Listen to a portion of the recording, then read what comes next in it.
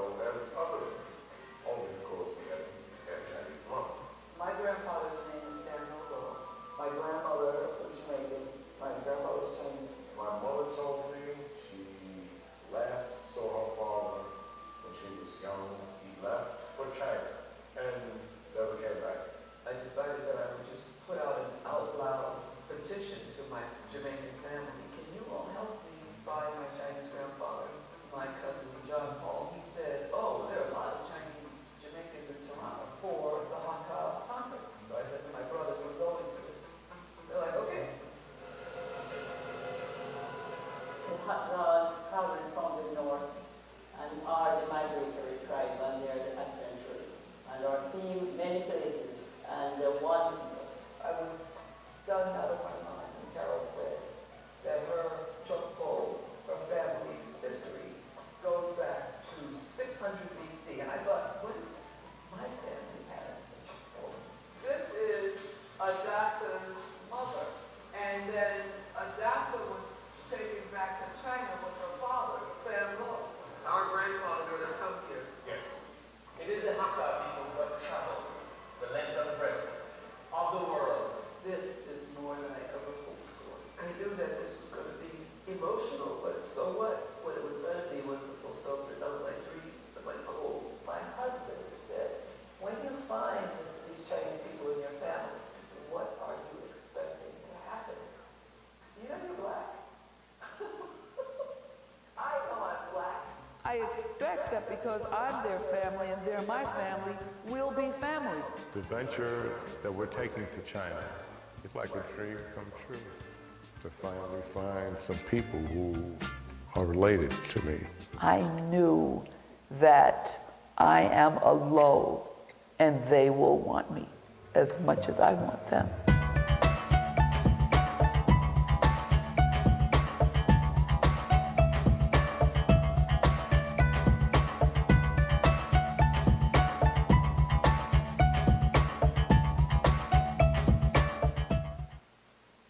We all say,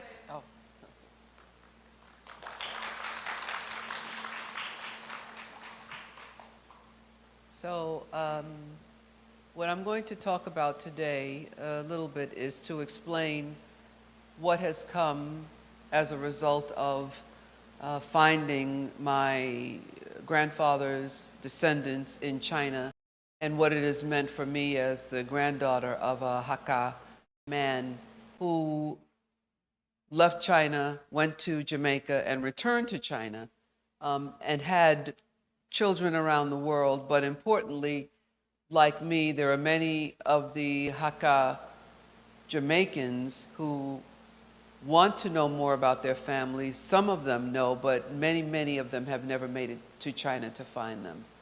So this presentation was prepared by myself and Dr. Bayer Lee, who is a Hakka scholar. Could not come because his wife got sick just before we were about to depart. So I'm going to present solely. But Bayer has been very helpful in the pursuit of what has come afterwards from the time I found my family in 2012. Next slide, please. So as you saw from the documentary, what you see here is a picture of my mother. No, I don't look like my mother. And that's my grandfather as a younger man and my grandfather as an older man. Now, I don't have any documents that have Lo Ting Chow, which is my grandfather's name. I have no documents that have his name listed as the father of Nell Lo. None. But when I found his children in China, in Shenzhen, in the year 2012, he at that point had been died since 1969. His children who were present were my uncle Lo Jiao Wu, who at that time was 88 years old, and another daughter, Adassa Lo, who was 92 years old. My grandfather had 8 children, all of them born in Jamaica, even the ones who were fully Han Chinese. No documentation. I had enough stories that my mother had told me about my grandfather, so that my aunt and uncle were listening very closely.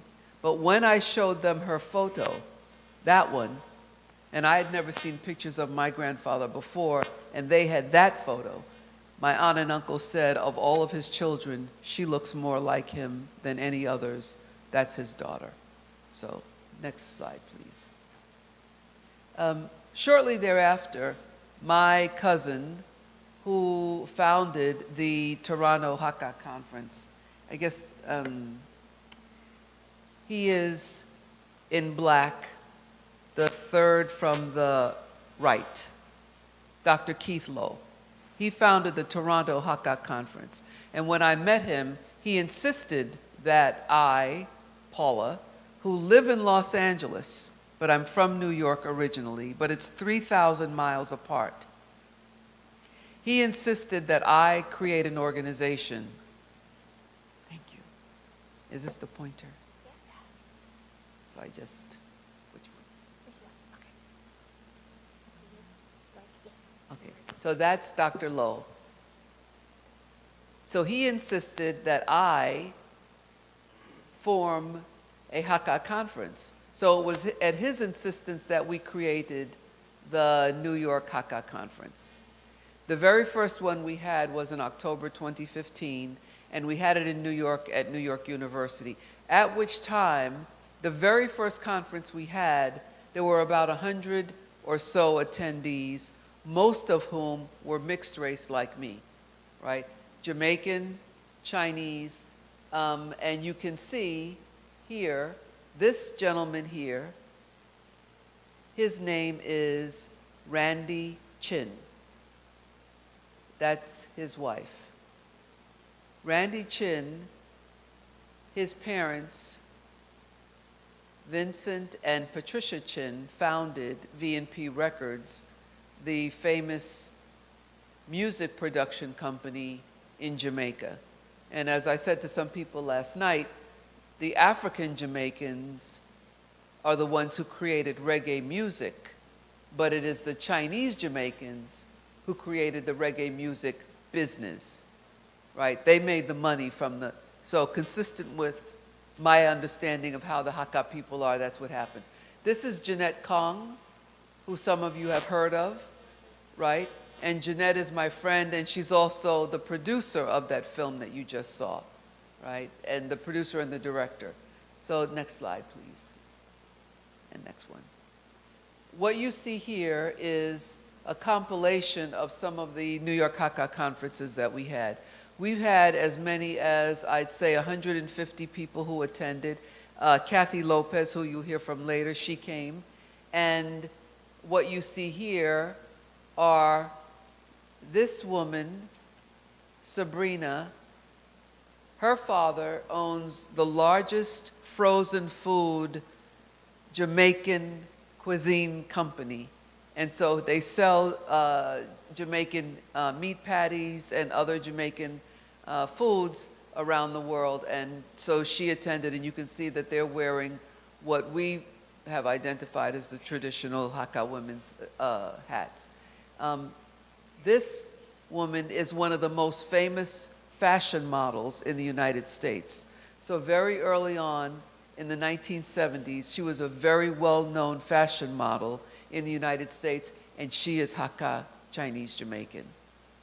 This is who you heard Kathy Lopez mention yesterday. This is Mitzi Espinosa Luis. She's on the cover of the book. Her mother and her aunt are on the cover of the book that Kathy wrote that you saw at the Hakka Expo. So in this world, all of our lives are crossing. There are a lot of us, but there are not that many of us that we don't know each other.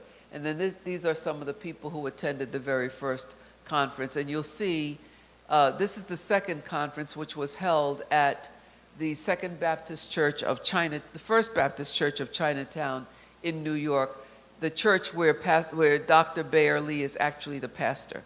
So he's a Hakka scholar, and he's also a Baptist minister. Next slide, please. One of the things that we did immediately after founding and forming the New York Hakka Conference is what we decided we would do is after each conference we would travel to China or travel to somewhere in the world where the Hakka people are in order to try to trace where the people went to after they emigrated from China. So mostly what we've been doing is following the trail of Hakka people who have been overseas Chinese and returned. This is one of the very first tours we put together. And as you can see, we went to Shanghai, Hangzhou, Wuxi, Nanjing, Suzhou, Shanghai, back to Hong Kong. it wasn't so much that it was a touristy trip, but wherever we went, we were finding Hakka people. And these are some of the people who went along. This gentleman is from New York City. He's born and raised in New York, Chinatown. This is my first cousin, Lo Minjun, who lives in Guangzhou, China now, but he was the head of the China Customs Fraud and Narcotics Division for Guangdong Province. So if you crossed into China in Shenzhen, my cousin, Lo Minjun, was one of the customs officials who ran that division.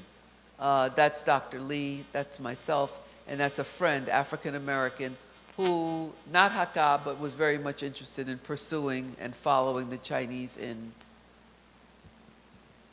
following the Chinese. He'd lived in China for a few years. Next slide, please. When I was in Shenzhen, I was so surprised to be asked to participate in a newspaper interview, and then it was a television interview, and I asked why. What it turned out was that the city of Shenzhen was producing a 10-year project that would identify 400 families that were considered typical Shenzhen families. And my family was one of the first families they profiled. Here we are on the cover of the local newspaper, and there I am sitting right in the middle as a typical Shenzhen family. We were anything but typical. Not many of us had Africans in the family. And I say Africans because those of us who are Black Jamaicans, we are mostly descended from the Akan or Ashanti people of present-day Ghana. So many of us know through DNA study that we go back to West Africa, but we don't know the villages and all. So this was on the front page of the newspaper. This little boy here, who's now about 12 years old, this is my little cousin. He was in the metro station in Shenzhen. We did not know that they were having an entire public relations campaign. They had bus wrappings, they had billboards that were 30 feet high, they had posters in the metro stations about this campaign. Typical Shenzhen family, and not typical, but I was amused. What I learned is that my family's Japu goes back to the year 1006 BC. So 3,000 years of direct lineage was traced. My family's village is now the largest Hakka cultural museum in China. It's in Shenzhen. It's a tulo. And this is me in front of a computer which has digitized the entire Japu. And if, as you see here, I'm waving my hand across the screen, and when I wave my hand across the screen, the virtual pages are turning. So it goes all the way back to the year 1006 BC. When I mentioned yesterday that I had asked my uncle Zhao Wu if he would give my mother her Hakka name posthumously, that's not done. Nor, as you know, is it done to highlight women in a Japu. My family changed the practice. Now all of the women in my family's Japu going forward are identified by more than just daughter of, wife of, sister of, mother of. The women are actually identified, and my uncle said it was because of who my mother was and the fact that I found, oh, by the way, I am a dragon. My uncle and my aunt said that me being a dragon meant that that was the reason why I was born, to bring this family together and to help bring the Hakka people together. So what we saw here was I learned not only am I Hakka, but I am of a family that uncommonly in China today can trace their Jiapu back so many thousands of years. I wrote a book to go along with this documentary, and this book was awarded top 5 nonfiction books in Shenzhen. And you see me here, again, in our quest to follow, can you go to it, forward? I was at the Taipei Hakka Cultural Museum here in Taiwan.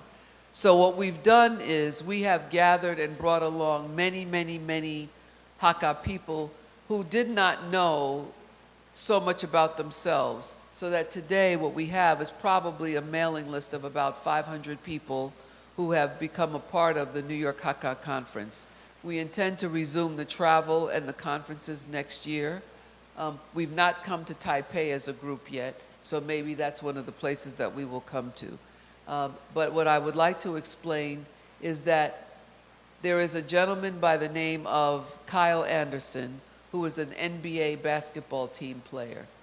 He was recently in the news because China afforded him dual citizenship so he could play for the Chinese team in the International Basketball League.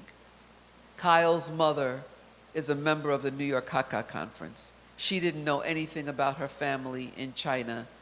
We helped her find her family in China. They visited the village. That's how Kyle became known to the Chinese government as Hakka and as Chinese, and that's how and why he was given dual citizenship. So what we hope to do going forward is to unite and reunite many more overseas Chinese who are Hakka, who don't know their families. That's our goal. Thank you. Thank you, Paula. What a touching and emotional journey you have. But just one thing you mentioned about the genealogy, the Jiapu can trace back thousands, but be cautious. Some of them are not reliable. Most of if I have my genealogy traces back thousand years. All the generals, all the emperor are my family, as long as they are named Xiao. So law, all the big shots, all your family, but may not be true. So we can trace 100, 200, probably that most. And the other are all the law family genealogy are the same.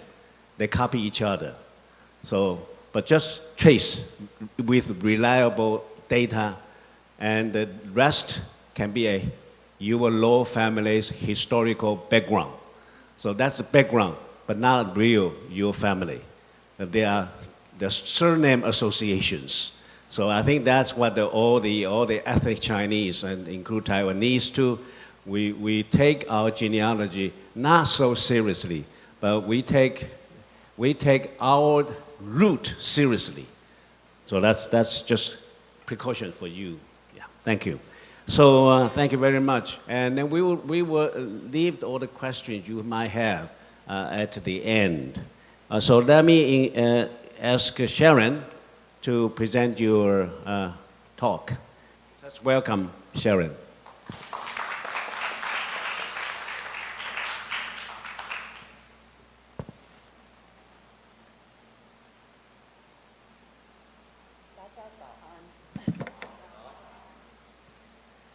I'm just going to start by reading the introduction to my paper, and then I'm going to talk through the slides.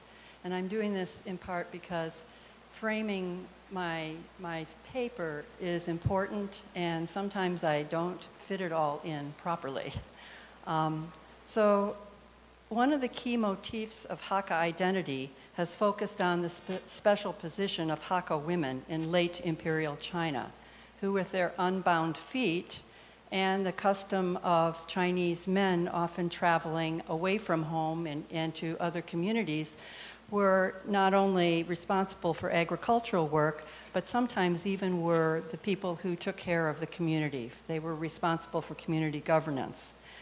However, subsequent researchers in a variety of Hakka communities, both within China and overseas, have now documented a range of different gender roles for Hakka women and men in the contexts of different times and places. while also reinforcing the typical images of Hakka women as diligent, hardworking daughters, wives, and mothers. A somewhat different perspective, one that highlights the more emotional and affective aspects of Hakka female lives, appears in studies of female wedding and funeral laments, as well as research on Hakka folk songs. But these practices, for the most part, are historic. They survive mostly in the memories of older women, and they also are very specific to certain times and places. So the challenge of understanding Hakka women and their lives is complicated by the fact that even today, and especially in rural areas, men remain dominant in community life. And the women are often behind the scenes in various ways. So what I'm trying to do is to draw on my long-term ethnographic research and photographs to make Hakka women visible. And I also, over time, collected quite a few stories from women's lives. And so I'm joining these two things together to present a somewhat different version of the challenges and the pleasures that Hakka women experienced in different places and times throughout their lives.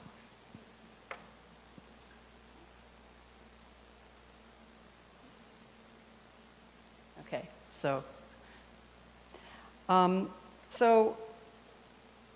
working with photographs was one of the research methods that I adopted when I went to do my field work at the very beginning. What I had hoped to accomplish actually was to have the local villagers use cameras that I provided to photograph images of their surroundings and themselves, and to use this as a way of understanding how they saw themselves. But when I got to Pulai, I saw the photos that were on family walls, and they were studio photographs, and there were certain rules about how you framed those photographs. And so in the end, what I decided to do was to take photos that people requested that I take, and also then to take my own photographs. And I shared these photographs fairly widely with people and used the photographs as a way of getting them to talk to me about themselves and the people that they saw in the photographs. So photographs then work in multiple ways. Usually they're used as illustrations in ethnographic projects to document what is said elsewhere in the text.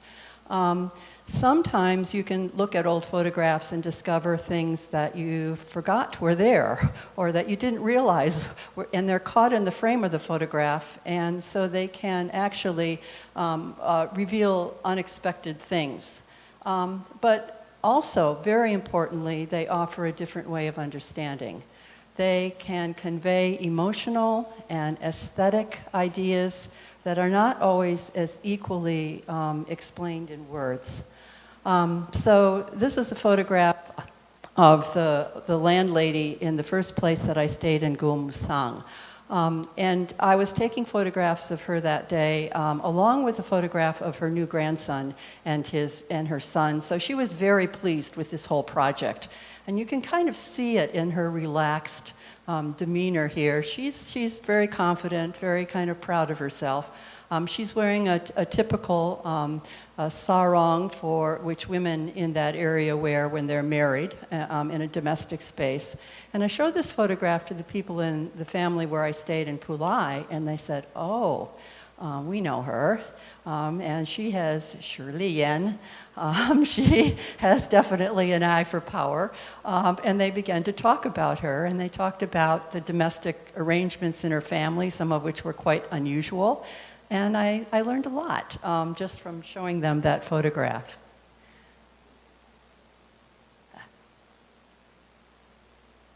So photographs also provide details that we may have otherwise overlooked. So there was a pattern for married women to wear sarongs in daily life in their domestic environment, but when they went to public events, they would dress in Chinese-style clothing. So there was this shift from domestic to public space. And I wrote at one point that, this is what women did.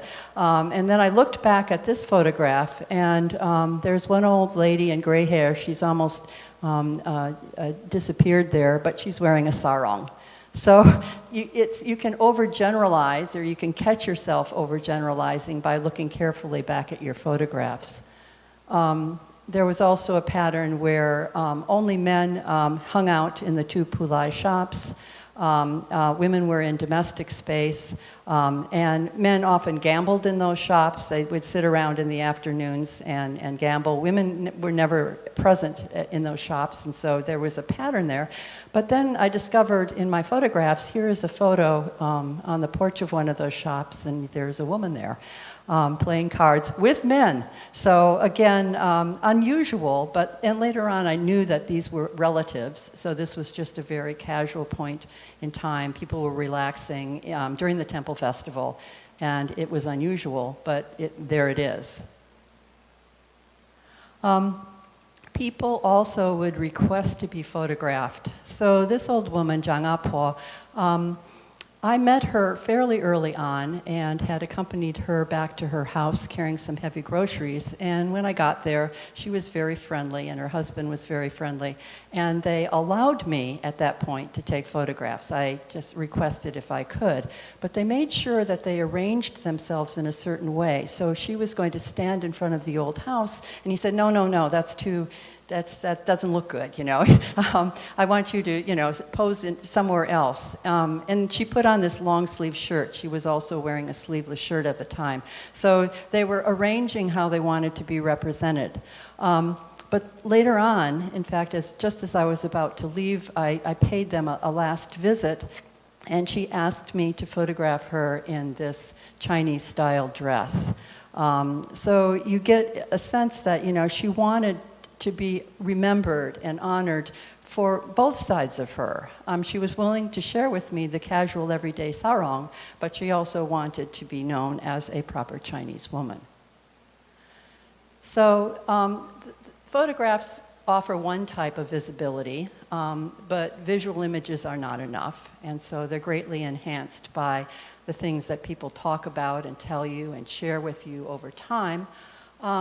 And when you look at, again, the patterns in Hakka women's lives or Chinese women's lives, you realize that there are a multiple array of factors that shape their potential and their possibilities. In general, what I was thinking about as I was writing this paper, we all know that the position of daughter, young mother, and mother-in-law are very, very different in terms of power relations. And so over the course of time, a woman will have different opportunities and different constraints.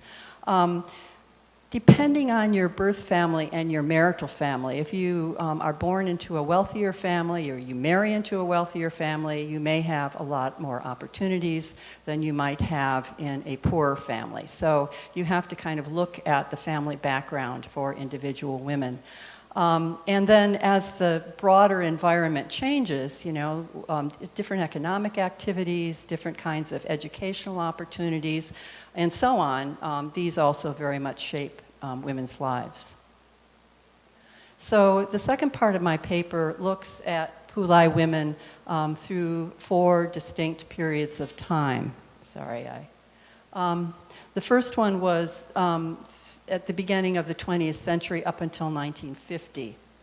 And this would be a period of time when the women were really in pretty much typical Hakka women's roles. They had, the gold miners, the Hakka gold miners who had come into the area had married local women to begin with, but by the second generation then you had daughters, and these daughters then married, but remained within the community. And this was one thing that was actually quite distinctive, because if you marry within your own community, then you have kin and you have cross-cutting ties of kin that may be support for you. But if you marry into your husband's village 10 miles away, you come in as a stranger, and your opportunities and your lifestyles are going to be very, very different. Women joined along with men in agricultural labors, planting rice, domestic animals, and so on and so forth. There were school teachers within the community who came in, even one female school teacher in the 1930s, but it was almost 95.9% education for Pulai sons. Daughters were not given formal education, but sometimes, as I hope I get to in the later part of my paper, they managed to get their own education in very interesting ways. There also was something that was a little unusual. I haven't found it documented anywhere else. It was an organization, a women's organization called the Fu Nu Hui, which was organized only for 2 female rituals during the Guanyin festival. And the women would come together, they'd donate money, and they'd come together once a year as a group for their own worship services. I'm not going to talk too much about the emergency period, just to say that the community was forcibly resettled in 1950 because of the communist threats. And they were separated into 3 different places, some in Johor, some in Kuala Terengganu, some in nearby Guamusang.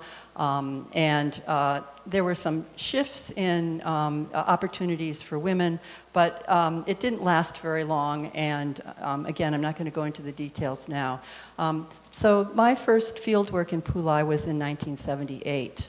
And what was very striking at that time was the rural isolation. It took a whole day with a combination of buses and trains and often on the back of a motorcycle to actually get to the Pulai community. Not only was the community itself isolated, but people lived in their houses, in their family houses, spread out over 10 square miles of land. So the Pulai central area only had 2 small shops, the temple, the major temple, and 4 family houses, and a small primary school that went through grades 1 to 4. So everyone else then, if they came together, the men often might find their way to central Pulai in the afternoon again to drink and gamble, but the women were pretty invisible and in their own home spaces. Again, there was a diversity in female positions. Young mothers especially were expected to stay home with their children, and they were very, very constrained in what they could do. But as a woman matured and her children grew a little bit older, she had other opportunities, and she might decide, well, I'm going to go be a cook in the logging camp for a while because it's more interesting to be around people, and we get to watch videos at night. Or I'm going to, and some women actually said this. So once your major responsibilities with childcare were taken care of, you might be able to have other kinds of opportunities. But for most women, they were stuck there in their domestic space. But they still had some opportunities for public socializing. There were communal weddings where everyone would gather and have 10-course meals for 300 or 400 people. The men would cook, because that was a public position. But the women would work behind the scenes, and they would have a chance to see each other. Of course, temple festival rituals, and so on and so forth. And women appreciated that kind of flexibility. So during the 1978 Guanyin Temple Festival, I was trying to, you can't be everywhere all at once, and you have to kind of pick and choose because there are a lot of different events going on. And the women here were cutting the clothing for the ghost worship that night and preparing the spirit money. And they made sure that someone came to find me so I could come and photograph what they were doing. They definitely wanted to be remembered. And then the following night, they gathered for this group photo that, again, was something that they requested and wanted to be remembered for.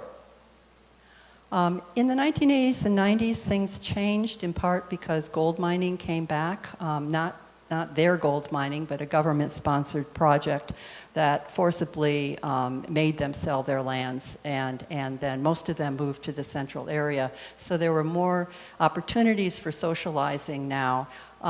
Women were beginning to make more money just tapping rubber or doing various things. And if they had some money, a little extra, they, at this point in time, might actually go and hang out in a shop and drink a soda or something like that. So that was a little different. Pulai daughters were getting more education.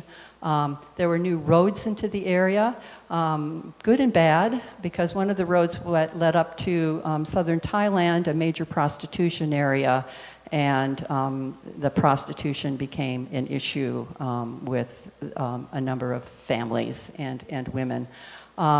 Women, young and old, were more visible in the public sphere by this point, but men still dominated community affairs. Men were still in charge.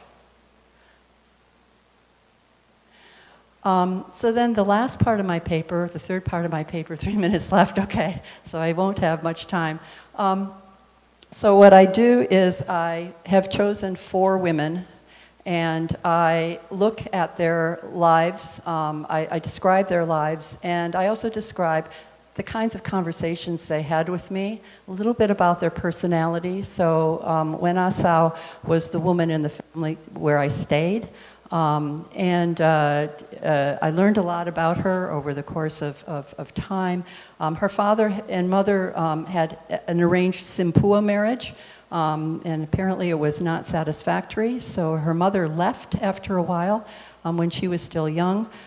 She herself, after having 4 children, decided she couldn't get along with her father-in-law and went off to work in another town for 5 years before she reconciled. She was a very strong-minded woman. And she had a lot of opinions about things, and she kind of was willing to share them, sometimes to a little excessive extent. But, you know, that was her personality, and that's who she was. She did work very hard.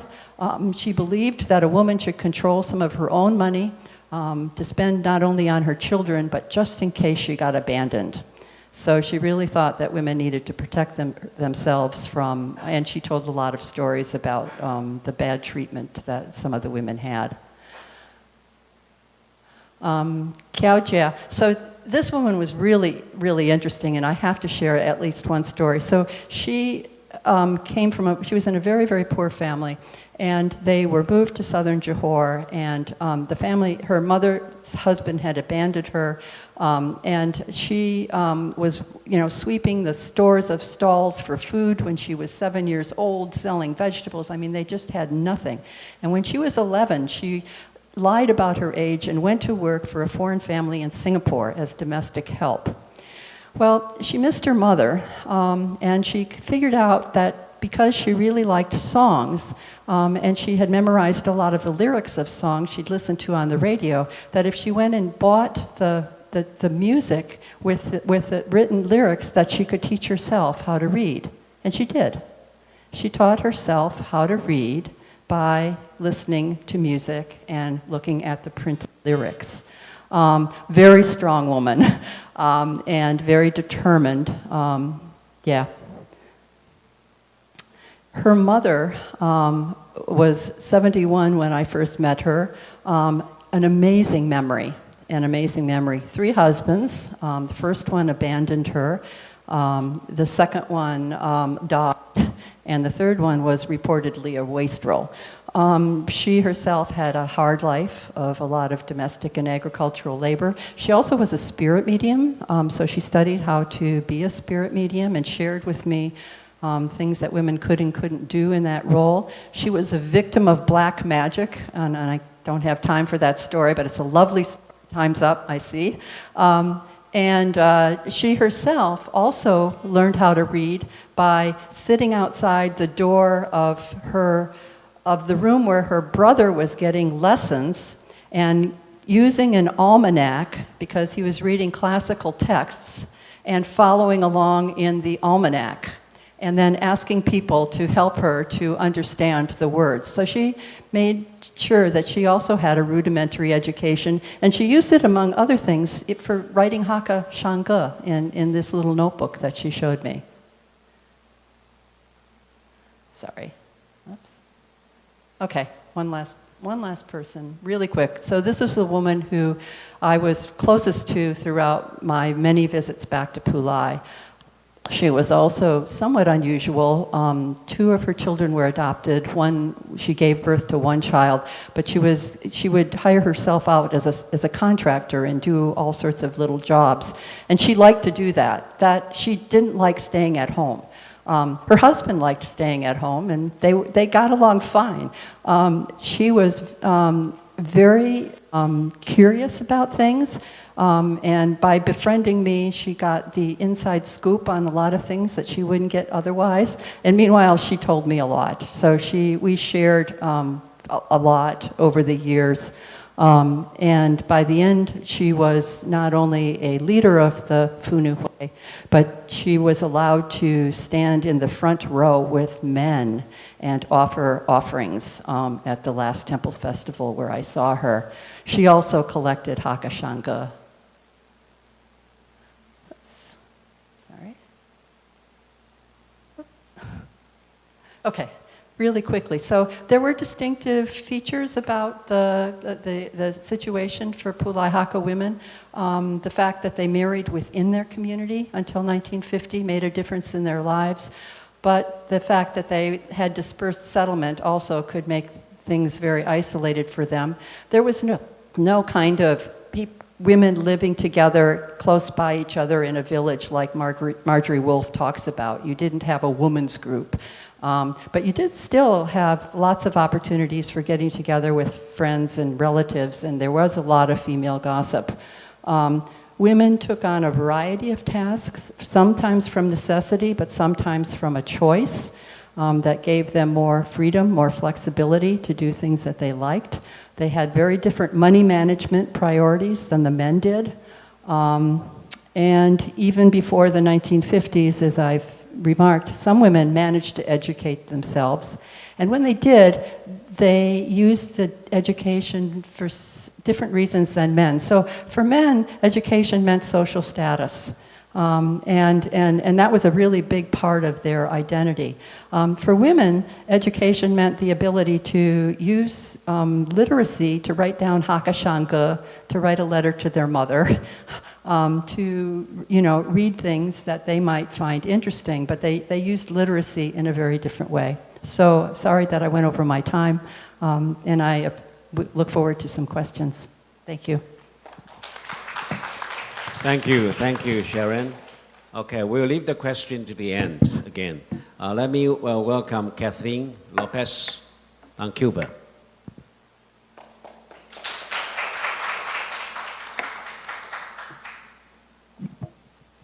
Good morning, everyone. So I'll begin by this just as a reminder of where Cuba is in relation especially to the United States, but it's really kind of in the middle of the Caribbean, and it always has been a hub for people, migrants from all over crossing. So just to give you a brief historical timeline of Chinese migration to Cuba, the first period began in 1847 and lasted through the 1880s. And this is when Chinese came as indentured laborers or contract workers. And the trade ended in 1874, but people still had to fill out their contracts through the 1880s. In the 1880s and 1890s, this is where I began my primary source research, seeking out the paths or the trajectories of former indentured laborers. My question was, what happened to those who managed to get off of the plantations and survive? In the late 19th century, there were major struggles for independence among Cubans, And by 1902, Cuba has its independence.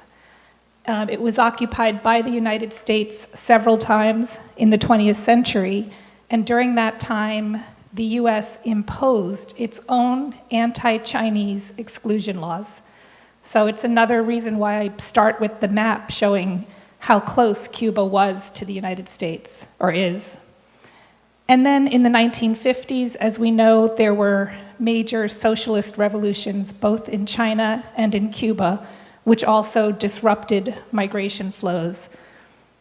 For a long time, the Chinese-Cuban community was in decline because there were no new migrants, since it was impossible to start a business. And in the 1990s, once the Soviet Union broke apart, Cuba no longer had supplies, grain, paper products. So Cuba was in an economic crisis and began a set of reforms opening up. And since then, China has been able to gain a footprint in Cuba once again, but it's nothing compared to what it used to be, because there's no new major migrations of people from China who are settling. This is the very first 2 shiploads of Chinese who came to Cuba in 1847 were actually Hakka from Fujian province. Overall, 125,000 people made it between 1847 and 1874, and out of that number, 17,000 represents the number who died on the ships. So it was about 142,000 who originally were recruited, captured, and deceived to sign a contract of indenture. This is a typical contract, and it would be on one side in Chinese and in the other side in Spanish.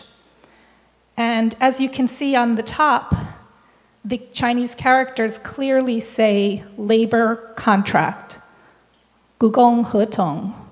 So Chinese knew, even if they had limited reading ability, they knew that this was a labor contract. Yet, once they got to Cuba, and Peru also, the conditions were abominable. They were treated virtually like slaves. Their wages were withheld. And when they finished their contract, they were forced to sign another contract. If they refused to sign, they would be imprisoned. So, discussing the Hakka imprint in Cuba, even though by the early 20th century most Chinese who came over were not Hakka, they still managed to leave a strong imprint that we can find traces of. And I find that it shows up in 3 main areas. First, the Cuban Wars for Independence. Second, their own establishment of businesses and ethnic associations. And finally, the establishment of multiracial families, so intermarrying with Cubans of all classes and colors and having children.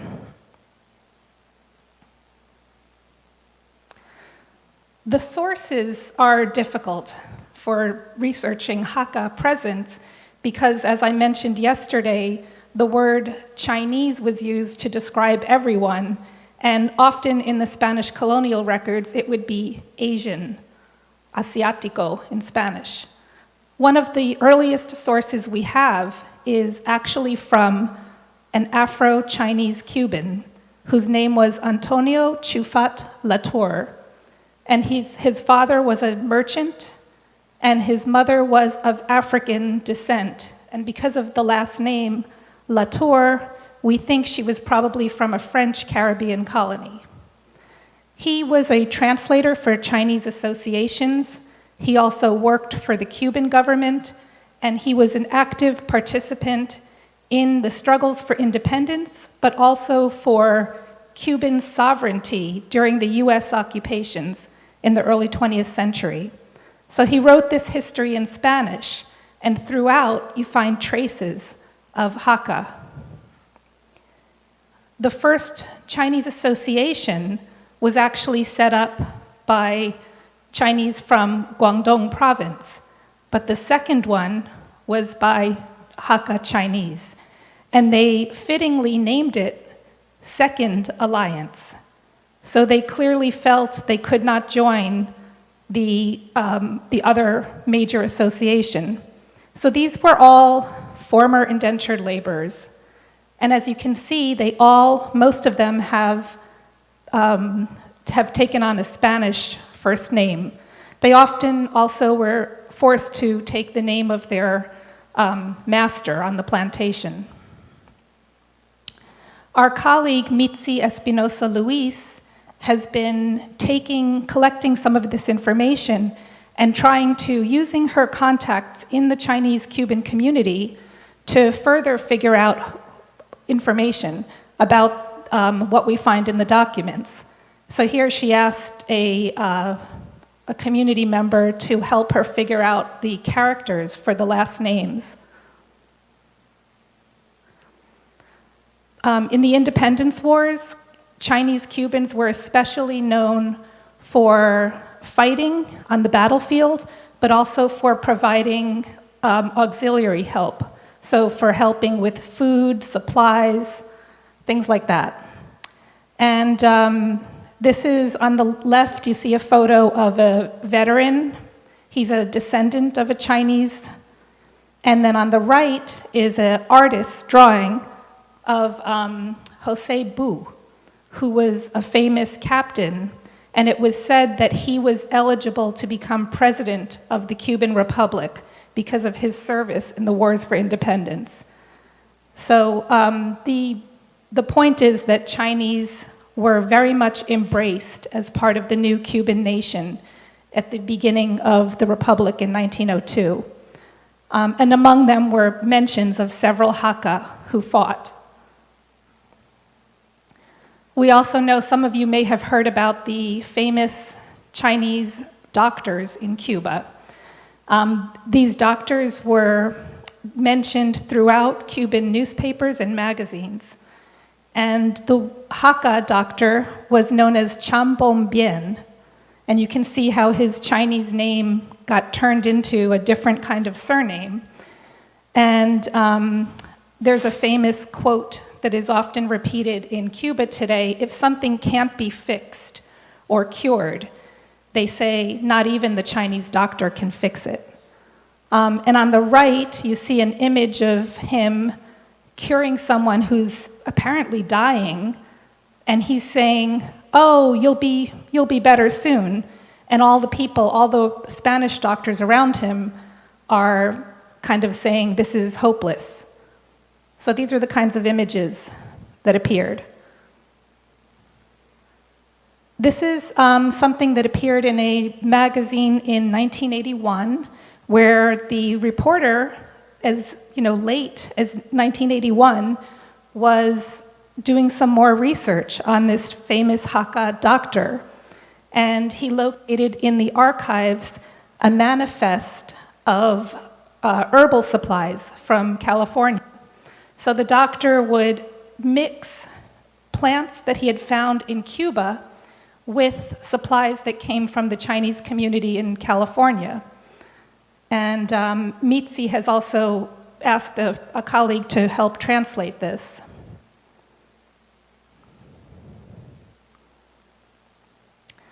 Cham Bom Bien is a very strange surname. It's quite unique.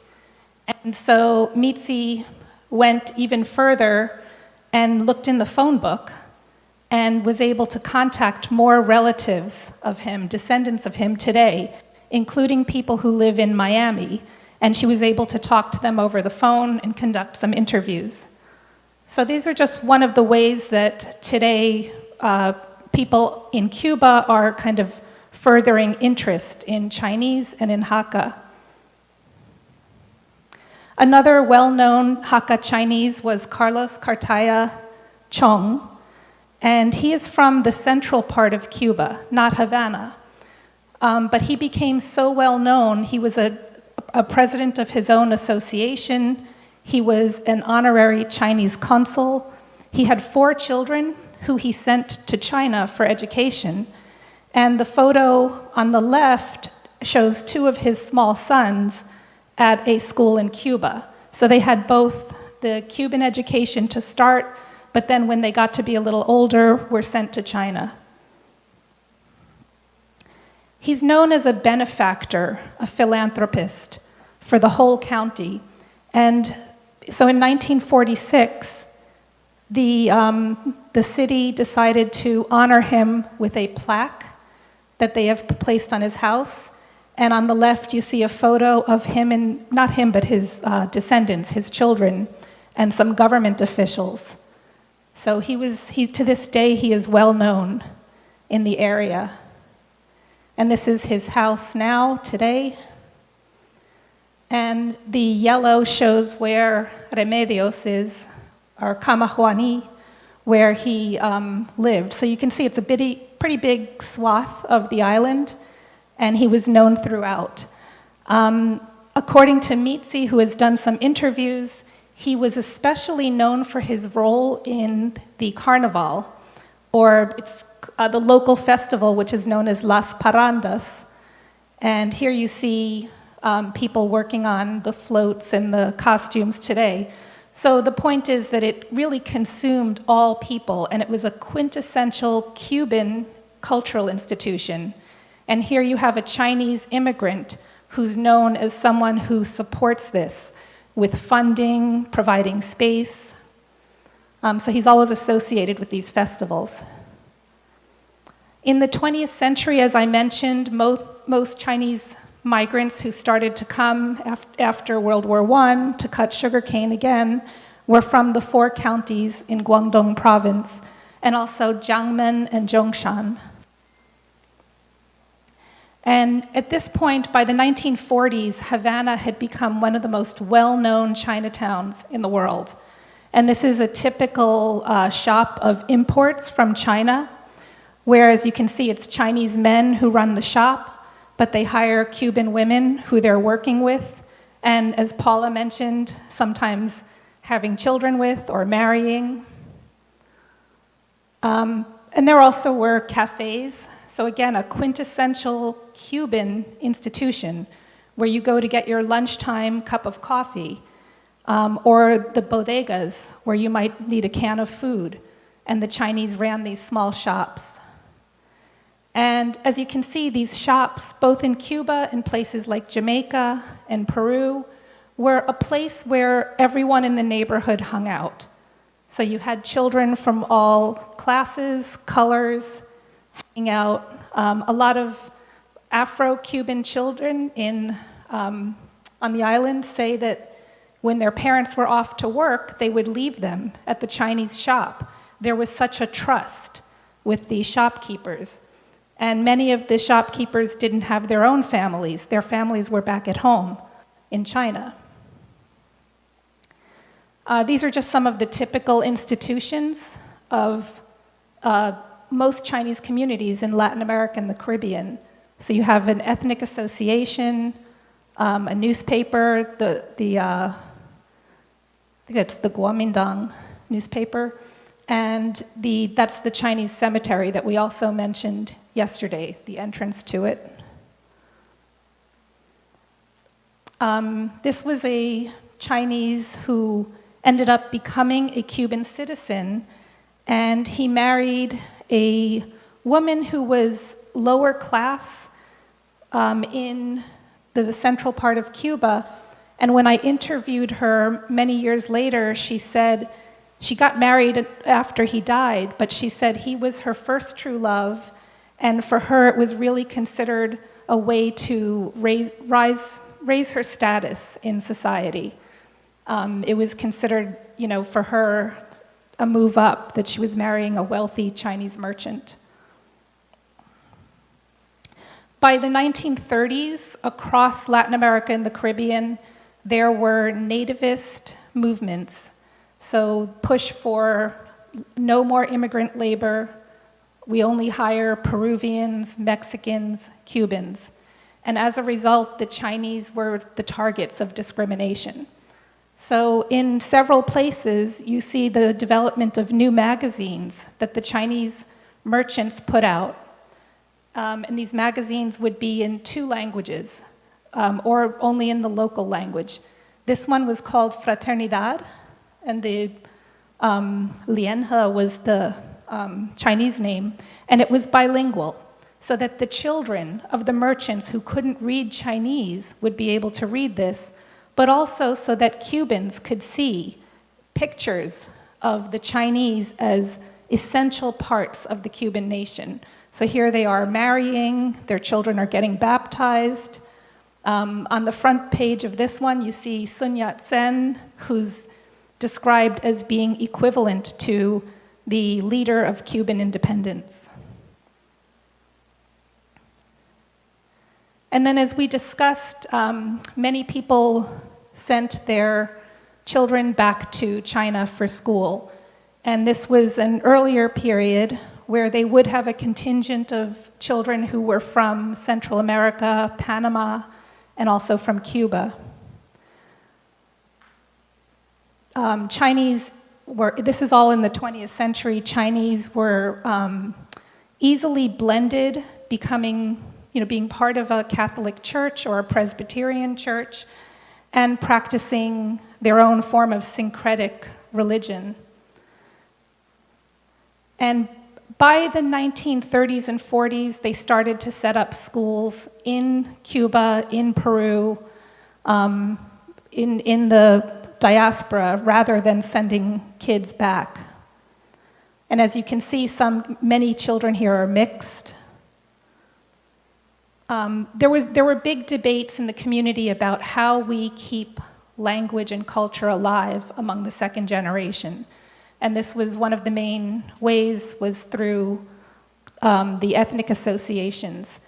The reason why I see this as something that really helped to integrate the Chinese is because everyone came out to see these performances. This was a Chinese who was known for his role in the carnival in Havana in the 1950s.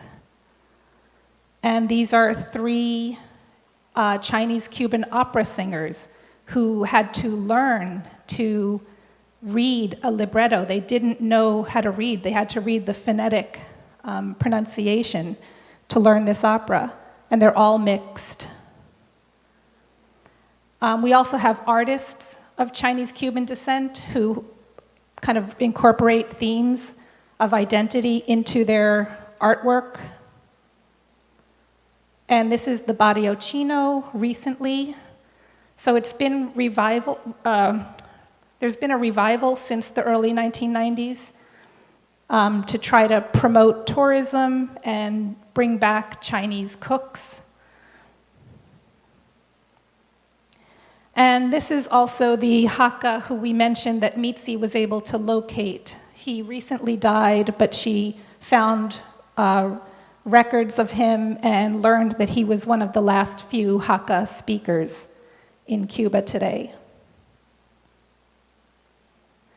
When we talk about the future of Hakka studies in Cuba, most people are not even aware. There's really no such thing as Hakka studies in Cuba. Mitzi is the only person I know who's actively engaging it because of her connections with Paula and Keith and Bear. But there's a potential for a revival in general about Chinese-Cuban history, and it's among this kind of second and later generations of youth. When I first went to Cuba to do research, this is a young woman who came into the archive looking for information about her grandfather. And on the right are people of all, ethnicities learning Chinese. And then I'll just quickly show you, I'll end with this slide, which is going to show you how I encountered Mitzi's family. So on the right is her father, who was a typical small shopkeeper in the early 20th century. And there he is with his 2 Cuban daughters, who always knew that they had Chinese cousins. And it was only afterward that they realized the Chinese cousins were actually their sisters. And so this is when I first I met the two sisters in Cuba, and then in 2001, I met the two sisters in China and have been able to reunite them. They have never met in person, but Mitzi was able to go back to China. And so here she is in 2009, meeting at the gate of her village, meeting relatives. And so this is, what I think can be even though there hasn't been a large Hakka presence in Cuba recently, it doesn't mean that the desire to keep learning is not there. Thank you. Thank you very much. Also, the Cuban Hakka are still also search their root in China. Which provinces and township they come from? Most of them. Guangdong? They're all Guangdong. Guangdong. Guangdong, yes. And do you know which counties? Most in Cuba are from Taishan, Toisan Taishan. County. Okay. But the Hakka might be from others like Dongguan. Okay. Yeah. Good. So from the three presentations, we do see the many faces, many multi-facial families, and the migrant history, and also the role of women. The very interesting three presentations. Now it's time for open the floor. So please welcome to raise your questions and comments.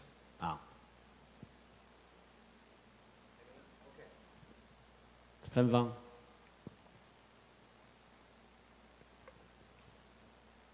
Okay, first of all, thank you so much for your inspiring talks. And I would like to know, I have a question for Sharon. Yeah, thank you for your photos. It's really vivid, and we can see some brilliant eyes from these women.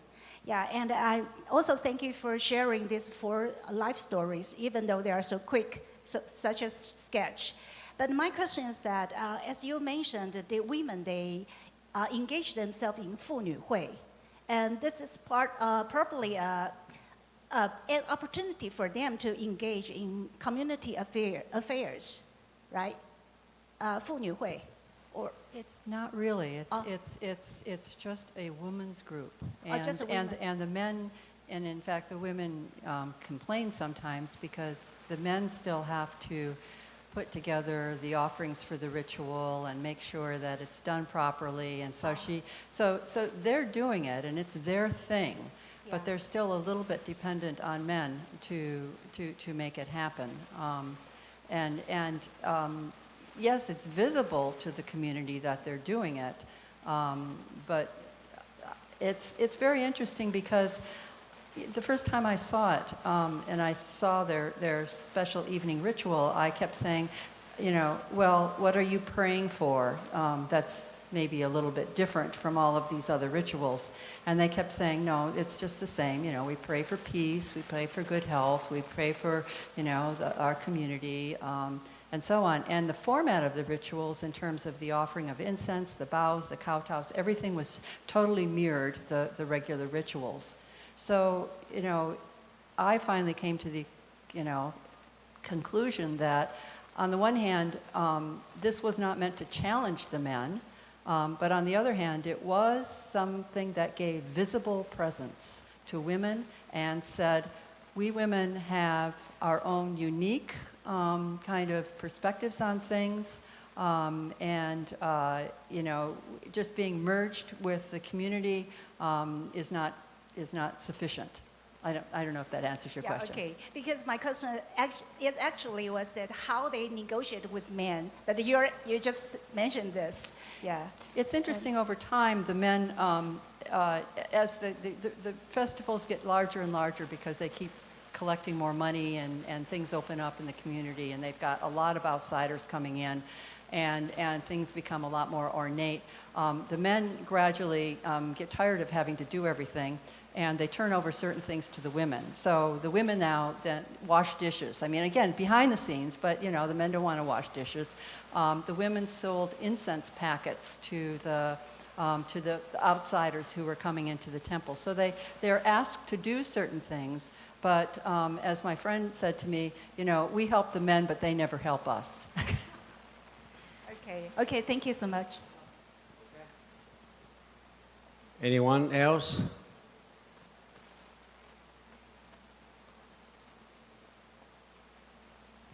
Don't be silent.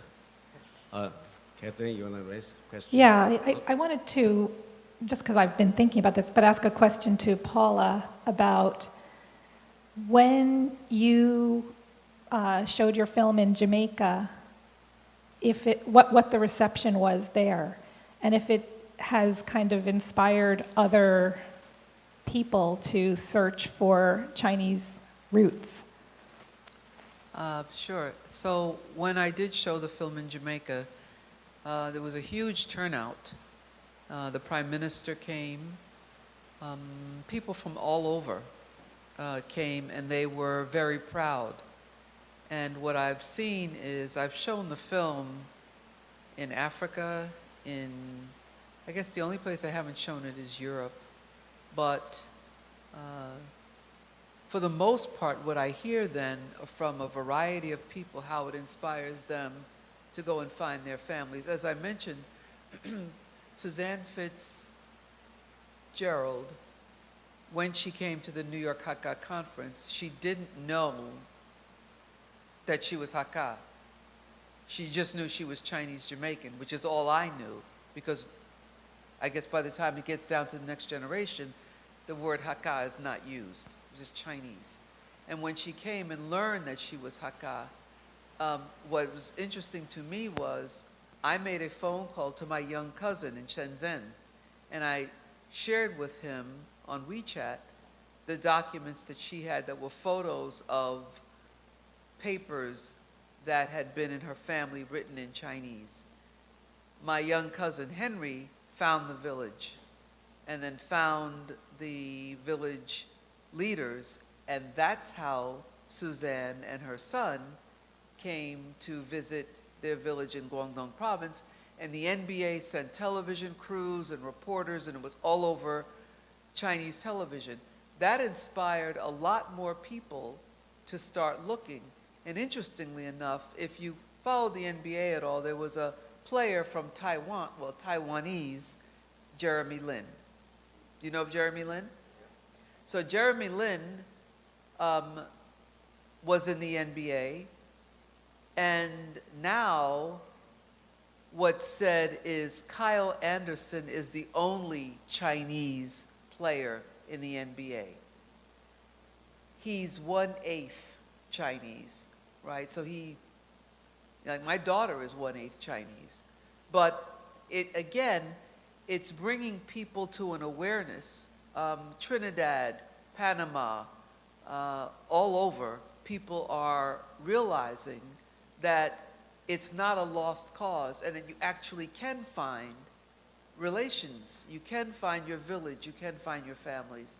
So the reception in Jamaica was huge, and I still get outreach. I probably, maybe 40 people a year from around the world will contact me and ask me if I can help them find and locate their ancestry in China. And there is a company where the gentleman specializes in connecting overseas Chinese with their families in China.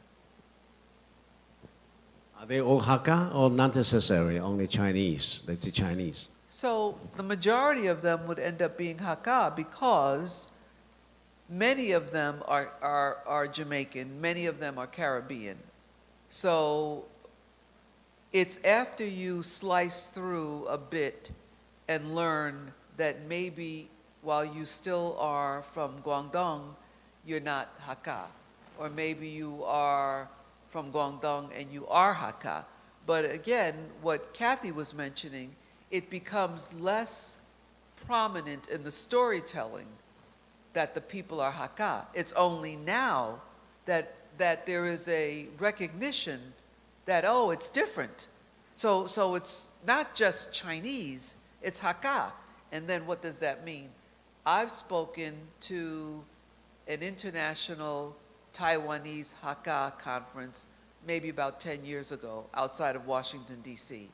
I've also spoken to Hakka international conferences that are mostly mainland Chinese.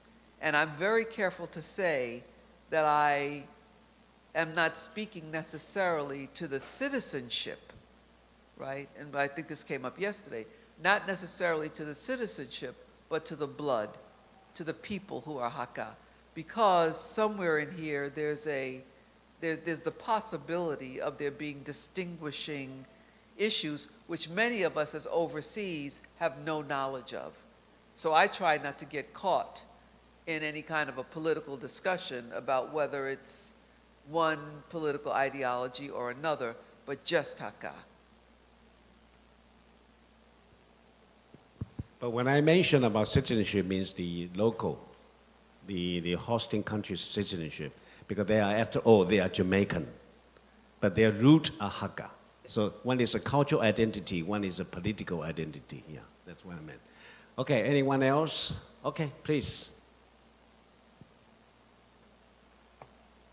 Okay, I'm Maylin Chen from Yangming Jiao Tong University, and Professor Sharon Constance we met several years ago. Yeah, in fact, I also went to Pulai Village 2010, and today I'm glad to share your presentation. That's very wonderful, and I think I'm interested about you mentioned that the Pulai women use literacy, and which are different from men did. Yeah, so. So could you share more details about the literacy of the Pulai women? Just like you mentioned that the Zhang Apo, she just did a written Hakka folk song, Shange, and what kind of the character she used? Yeah. Since in your book you mentioned that there's multiple layers of identities of Pulai Chinese. They are Chinese, Malay citizen, and also Hakka. So I'm interested about maybe share more about the literacy and gender. Yeah, thank you. So her handwritten Hakka Shange, and I had them and I was ready to translate them, and now I can't put my hands on them. It's been very, very frustrating. But I remember when, so I copied them. I was able to photocopy this little notebook that she had. And her daughter warned me that there were a lot of incorrectly written characters. So I think that it was her way of remembering these Hakka songs. The last woman that I showed told me that, and she had a less specific story about how she became somewhat literate. She just, I know she said she had no formal education, but she could converse with me easily in Mandarin, and had some reading and writing skills. She said that when she would hear her friends singing Hakka songs that she liked, she would ask them to write them down for her in a little notebook. So, I mean, these are kind of examples of how, they use literacy as a way of remembering things that were important to them. Like I said, there's an emotional side to their lives. There are pleasures that we don't usually talk about in terms of Hakka women's lives. And it's something that I really would like to explore a little bit more, because we know that life is not all just hard work and diligence and obeying your mother-in-law. The older woman who had written down the Hakka songs, she actually, her daughter warned me. She said, well, most of these were courting songs, and they might have a little bit of interesting lyrics to them. The women then, she said, well, after you were married, you could not, you were not supposed to sing these songs because your mother-in-law would be very unhappy, because that wasn't what you were supposed to do. But she also claimed that her second husband, after her first husband had abandoned her, he had come from China, and she said he sang a Hakka Shange to her. She could not answer, and because she could not answer, she had to marry him. And she claimed that this was kind of known, that, you know, if a man managed to find this woman and to sing to her, she was supposed to either reply there and then and to put together a song, or she said she could think about it and then send him a note. Well, then I thought, well, if she's going to send him a note, is she writing it? Is she asking someone else to write it? So once again, these little glimmers of literacy in places where we don't expect them are telling us something about women's lives that we haven't really thought about very much. The first time I heard the singing sangge it's a kind of a courting. Really? Yeah. No. Usually it's a flirting, you know, the flirting to each other, and it's hard work, you know, tea picking, you know, just sing randomly, but not necessarily a courting, you know, because courting means you round to flirt with a specific women, right? But this is more general, singing each other, you know, and make fun of each other actually. But remember that women are in the minority. And men are desperate to find another partner because the men have come as single men, right? And so the women have a little bit more say in things. Scarce commodity. That's right. They're a scarce commodity, which is why I think, you know, you can get married 3 times. True. Or you can leave your husband because, you know, he's having an affair, and you can make your own way in the world and expect to get married again, or not. So I think that allows for a little bit more freedom in a little bit more choice. Okay. Well, the time is running out. May I ask two very short questions to each, to Catherine and Paula. Catherine, if we in the Taiwanese Hakka scholars wanted to do a Hakka study, general term, in Cuba, what can we do? One. And Paula, what kind of thing you do during the New York Hakka conference? It's a 1 day or 2 days event annually, and can we join? Can we attend the conference and to observe and to witness? Yeah. Okay, Catherine. So I think it would be a kind of 2-prong, maybe 3-prong approach. The first is to connect with scholars at University of Havana. They have a center for the study of Chinese in Cuba, but it also includes Chinese culture, traditions, and they are connected with Mitzi Espinosa Luis. She's not at a university, but she's on good relations with everyone. The second would be to connect with Mitzi Espinosa. So one is academic. Mitzi could be the main contact as far as setting up a cultural tour. And that would be maybe, you know, an interesting tour, kind of like the one that Paula and others arranged around China, just to understand what Cuba is and learn about the Chinese presence, and along the way ask people about any kind of Hakka connection. And the third would be, you know, working with Mitzi to get these documents that we already have and trying to go even deeper. So you had asked, well, the ones that were from Guangdong, which areas? And that we don't know. But it is possible that those names exist in some of the archival documents. So it's research team and community cultural tours. That's interesting because of the Minister Yang mentioned that his ministry is interested in exploring the possibility of a study of Hakkas in Jamaica, in Central America and Caribbean. So maybe we will keep in touch with you and to see how we can make a preliminary investigation and to find out, because that was the kind of missing point, that now we have both of you, you know, coming over, you know, there was a new discovery, and so we want to discover more. So Paula. Sure. I would, first of all, highlight what Kathy said because we, the New York Hakka Conference, we pay Mitzi, we hire her to research Hakka in Cuba, right? She's brilliant. And there are very few people, I think, within or outside of university in Cuba who know more than Mitzi does about the Hakka in Cuba, right? So she's an archivist, she's a researcher, she's an author. She's not situated in a university, but because we at the New York Hakka Conference recognized that in order for us to encourage the research into the Hakka people in Cuba, Mitzi and Kathy are very closely aligned, but we all rely on Mitzi. And she does it out of a passion, but we decided we should pay her.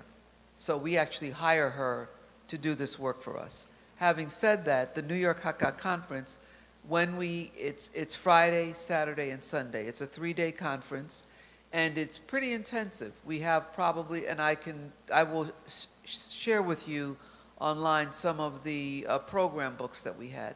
But they're usually about 10 to 12 individual workshops. We interact with the community in New York City's Chinatown. We situate ourselves, the conference is in New York City, Chinatown, where there are Hakka people, but they don't identify themselves necessarily as Hakka. And we learn that by having the conference on that location, and then people in the community say, oh, I am Hakka. And we say, why don't we know that? Oh, because don't talk about it. Well, why was that? That was because the majority of the Chinese population in Chinatown in New York, not Hakka, right? And so it was a little bit risky where you had tongs and fighting. It was a little bit risky for the Hakka to identify themselves as Hakka. When we showed up, they showed up. And so it was actually interesting. What we found is that in this 3-day conference that we've had in 2015, 2016, 17, 18, and 19, we haven't had one since 2019 because COVID, so we're having it again. We will resume it in 2024. But what we get are people asking us, when is it coming? When will we do it again? We will have it. We will invite you for sure. And what we want to do to further what my cousin Dr. Keith Lowe started, the Toronto Hakka Conference, he wants a New York Hakka Conference, he wanted one in California, so he's trying to have these regional organizations, not so much as benevolent associations, but as conferences, come together and let's talk about the academic, scholarly research, as well as cultural research and discussion about the Hakka people. So certainly we will contact Miss, what's her name? Mitzi. Well, I'll get the information from both of you. Yes. Okay, great. Now we have the link. It's a very important link for us. Okay, so I think we should end this panel 7. And please join me to thank these very excellent presenters. 羅拉小教授還有本場世界發表人，從此節是到呢位。沙落來係請大家歇困一下，茶水點心同非常我哋要準備本大家家。從此叫為圖是1點準時開始，羅拉大家。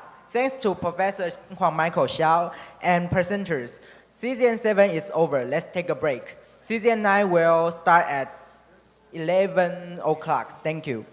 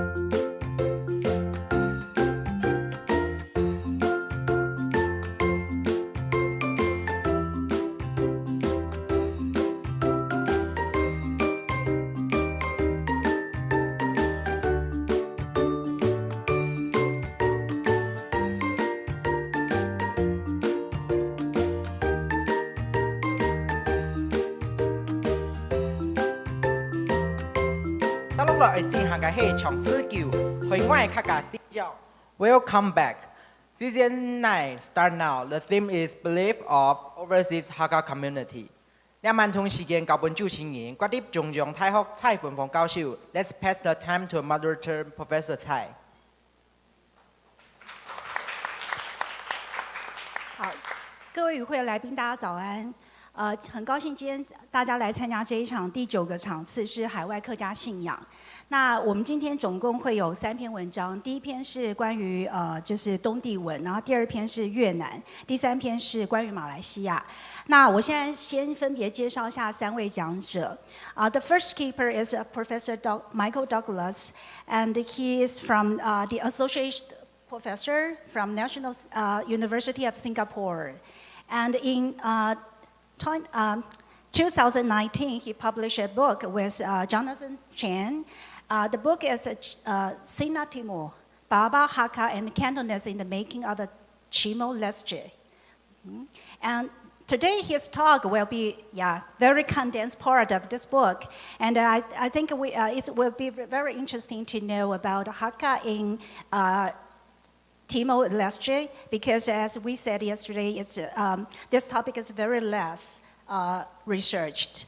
OK， 第2个讲者呢是越南阮玉诗教授，那他本身是现在是越南胡志明市国家大学下属社会科学与人文大学副教授。那阮玉诗老师呢，他待会他可以用中文帮我们做这个发表。那他自己阮玉诗老师在2022年的时候呢，他也在台湾有发表一本书，是叫做《落地生根：越南南部华人礼俗文化的保存与变迁》。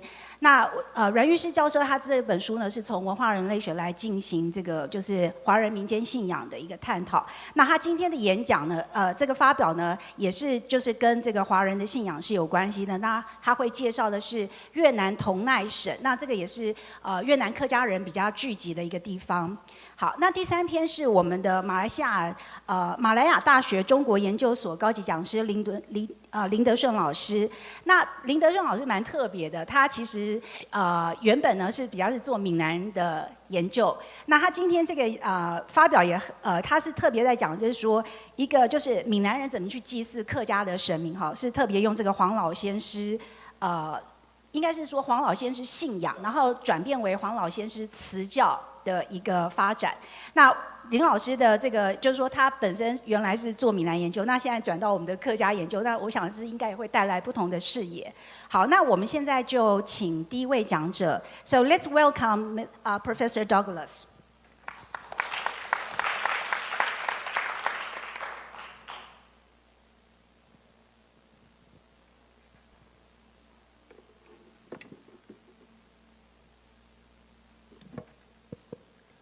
Thank you so much. I want to begin by thanking Michael and the conference organizers for the very kind invitation. I really should have a map of where East Timor is. I didn't think to include one, but you need to remember that this is just north of Darwin, Australia, so at the tail end, southern end of Southeast Asia. In the year 1800, there were perhaps no more than 250 people of Chinese origin on the island of Timor. And I want to emphasize of Chinese origin because they didn't necessarily think of themselves as being Chinese. Most 2/3 of those were probably in the western half of the island, claimed by the Dutch. And again, it's claimed, it's not necessarily entirely ruled by the Dutch. And the remaining 1/3 in the eastern half of the island, claimed by Portugal, but where Portugal's presence was really quite limited. If we fast forward 175 years to 1975, the year that Portugal announced the immediate decolonization of its empire, and at the end of the year when Indonesia invaded, there were perhaps 10,000 ethnic Chinese in Portuguese Timor, of whom 90% were Hakka speakers. If we fast forward 50 more years to the present, following the brutal Indonesian occupation following the United Nations sponsored referendum and transition to independence and 2 decades of independence, the number of Timorese Chinese has fallen significantly to perhaps only 2,000, 2,500. Why? Because most left. And today, Hakka speakers are still the majority, but there is a growing number of people, recent arrivals from mainland China. How the Hakka came to be the dominant group in Portuguese Timor is far from obvious. Elsewhere in colonial Southeast Asia, the dominant speech groups were often Hokkien, as in Luzon in the Philippines, Java, and some other parts of Indonesia. They were Teochew in much of Siam, or they were Cantonese in parts of Indochina. The paper I wrote for this conference is really a condensed version of a book that I co-authored with one of my students titled China Timor. And in this, my strategy, given the time limitations, is to focus on associational life of the Chinese community in Portuguese Timor, and specifically to focus on buildings.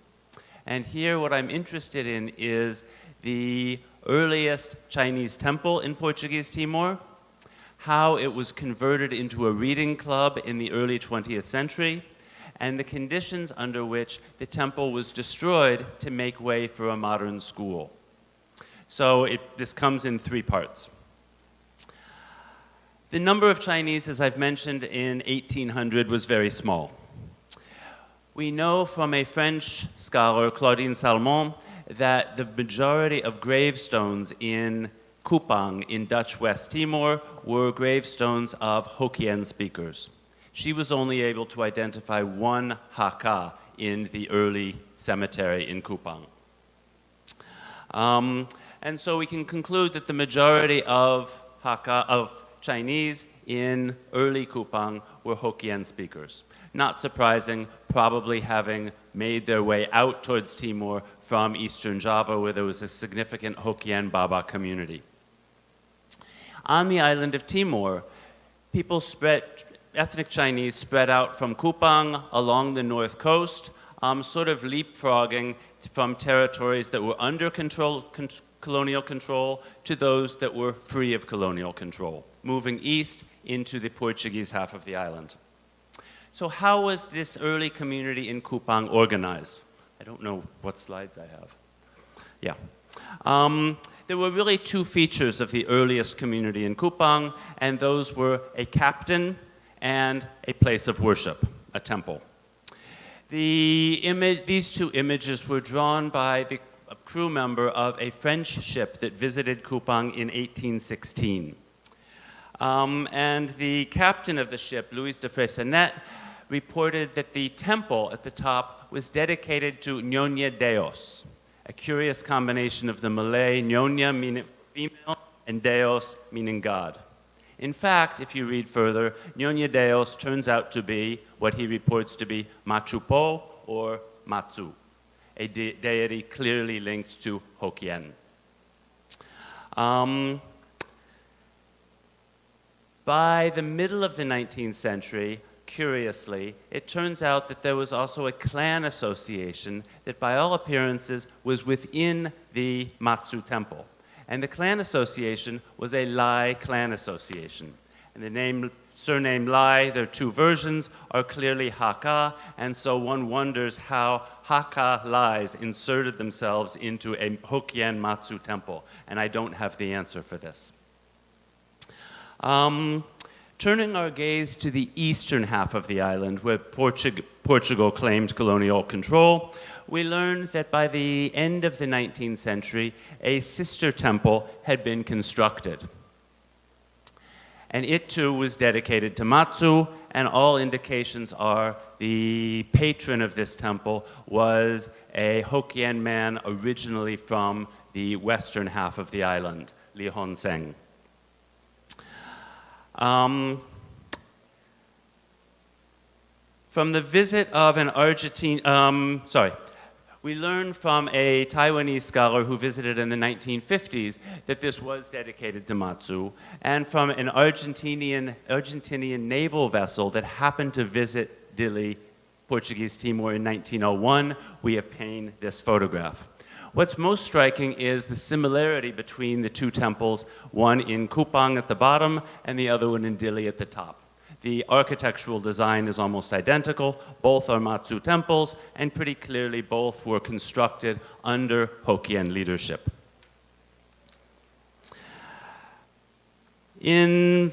Beginning in the middle of the 19th century, there was a trickle of migrants coming from Zhongshan just north of Macau. And within a couple of decades, there was a new trickle of people coming from the Jiayingzhou or Meixian region. And by the beginning of the 20th century, these new Jiayingzhou Hakka had become the majority in Portuguese Timor.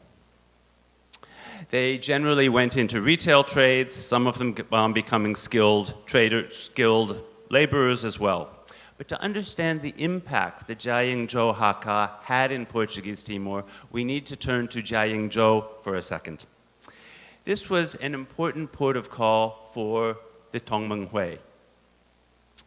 And it became a hotbed for ideological struggles in the 1890s and the first decade of the 20th century. And one of those hot ideological debates was the destroy temples to make room for schools movement that was widespread among Republican anti-Qing activists. And this was particularly fierce in Songkou, which was the major port of embarkation. People got on ships in Songkou to go down to the coast to Shantou, from where they went all around the world. We need to then remember a couple of major changes that were to take place. In 1910, the Portuguese monarchy was overthrown and a republic was established. In 1911, we have the beginning of the Xinhai Revolution, which then leads to the establishment of the Republic of China. Within Timor itself, a couple of major events lead to the last great rebellion against Portuguese colonial rule in late 1911 and 1912. It was in this context that two Jiayingzhou Hakka men arrived in Dili. I'm not sure what the next picture is. And it turns out that they had been assigned by the Tongmenghui to Dili to recruit members, to raise funds, and of course to spread Sun Yat-sen's three principles of the people. What they did in Dili was to establish a reading club in the premises of the Matsu Temple. Now, the name of this club was registered with the Portuguese authorities as Club Chunfa Hoktong Supo Sa. This is Songkou. Here's the name under which the reading club was established. And the name is really very curious because there are three different things going on. You have club in Portuguese, you have school in, I gave you the Hakka pronunciation, and then you have Suposa, which is a reading club, I believe, in Hokkien. And so you have this very bizarre mixture of things all in one. And it looks as though these Tongmenghui organizers were trying to hide what they were actually doing under this confused name.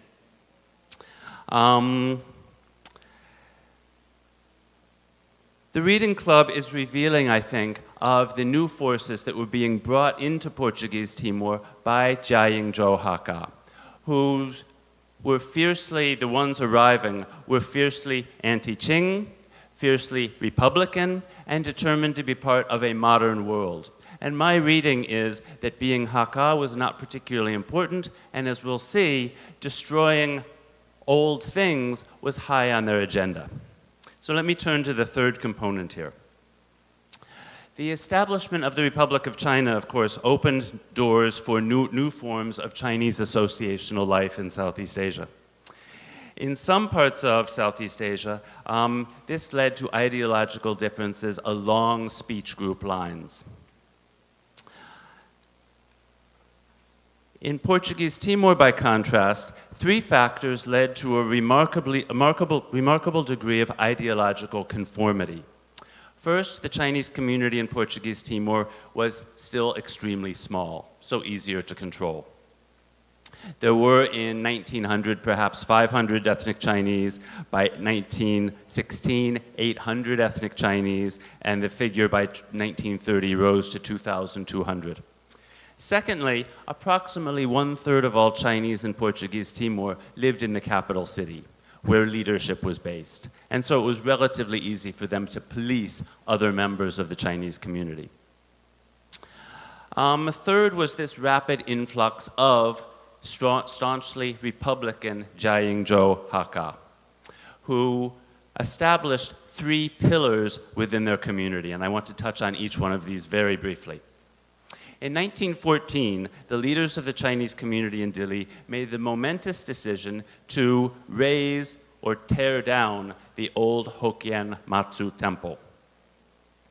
And the key figure behind this was a man named Lai Tae-sung, who was an influential donor and chairman of the newly established reading club. He's reported to have taken the statue dedicated to the goddess Matsu and thrown it into the sea. And he did so, he said, according to the Taiwanese author Wu Fan, because he wanted to oppose superstition and wanted to promote education. And so the temple was destroyed, and on that plot of land, a modern school was established.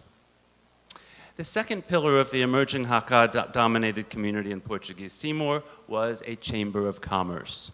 And this had been established a decade before the establishment of the Republic of China at, I think, the behest of the Portuguese colonial government that wanted to harness Chinese economic activity for state purposes. The Chinese in the late 19th century had often provided loans to the colonial government. They had helped to bail it out in times of trouble, and they wanted to ensure that Chinese economic activity would be put to useful purposes for the state. The third pillar of, and ultimately the most critical, of the Hakka community in Portuguese Timor was the political party. In 1919, Sun Yat-sen founds the Kuomintang. In 1924, if I'm not mistaken, at a Congress held in China, there were delegates from Southeast Asia who demanded greater representation of overseas Chinese in China and outreach by the Kuomintang to the region. And this led 1 year later to the establishment of a formal Kuomintang branch in Dili, Portuguese Timor. The leadership of these 3 pillars, the school, the Chamber of Commerce, and the Kuomintang, was interlocking. In the 1920s, we find the same names on the board of commissioners, president, directors of these 3 organizations. We can fast forward to the 1960s, and you find the same interlocking set of names controlling the community. And we know that the community went out of its way to police not only ethnic Chinese within Timor, who might be up to social practices that community leaders look down on, gambling, smoking opium, but they also extended their reach into Dutch West Timor, and after the Second World War, into Indonesian West Timor. Let me wrap up. I don't know how much time I have, but let me wrap up by simply highlighting that I've taken buildings as an indicator of the change in the Chinese community in Portuguese Timor over time. This begins with a Hokkien-dominated Matsu temple. We have this intermediary period, brief period in 1912 and 1913 with the establishment of this curious reading club on the grounds of a Chinese temple, and then the momentous decision to tear the temple down altogether. And my number one takeaway from this is that for the Jiayingzhou Hakka in Portuguese Timor, and particularly for those activists who were intentionally sent, their number one identity was being anti-Qing and Republican. Hakka identity, I don't think, was particularly important to them. They wanted to be part of the modern world. Republicans, modern, part of the world. Any presentation here, I'm sorry, I should have given you a few more slides. I've completely lost track. This is just to give you an idea of the early school system that was developed, and it was probably the most overdeveloped school system anywhere in Southeast Asia. There were, by the 1950s, I think 15 or 16 different schools in this very small place, with a total population of, say, 400,000 people, and only 4,000 ethnic Chinese. So completely overdeveloped school system, spread all around the territory. But this presentation wouldn't be complete without one additional building. Although the Hakka did not have a place of worship, in 1936, new arrivals from Macau constructed a temple dedicated to Guandi. And this is often considered to be the first Chinese temple in Portuguese Timor. That's simply incorrect. And as far as I can tell, most Hokkien didn't really have much interest in this. 2-3 generations later, many people in Timor, Chinese and East Timorese alike, consider this the Chinese temple. But the indications are that in the 1930s, this was seen very much as a Cantonese temple, not of relevance to Hakka. And it's only today, in retrospect, that it's become associated with Chinese Timorese. So let me stop there. I was just flashed a indicator of the time. Let me stop there and leave you with this story via the change in one building to indicate the development of Hakka influence, but more importantly, Republican influence in Portuguese Timor. Thank you. Thank you very much, Professor Common. And okay, I think your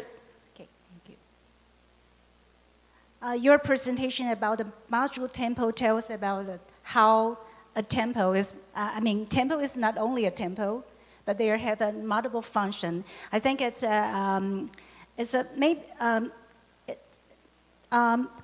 little typical in Southeast Asia because this temple, they have multiple functions, like they turn to a reading club, and they maybe they have a social service, but I think we can talk about that later. Okay, thank you.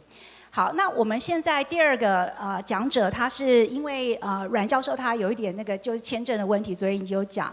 那他现在是在线上为我们做他这个他的发表，是有关于就是越南同奈省边河市宝龙区客家华人宗教生活的转变。那我们用掌声来欢迎阮教授。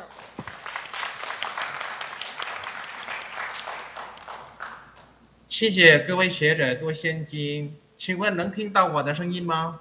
可以。哎，谢谢。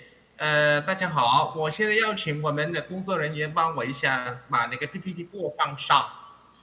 不好意思，由于我的客观的那个条件，我不能去台湾。请工作人员转到第1页，这不是第1页了，转到第1页好不好？OK。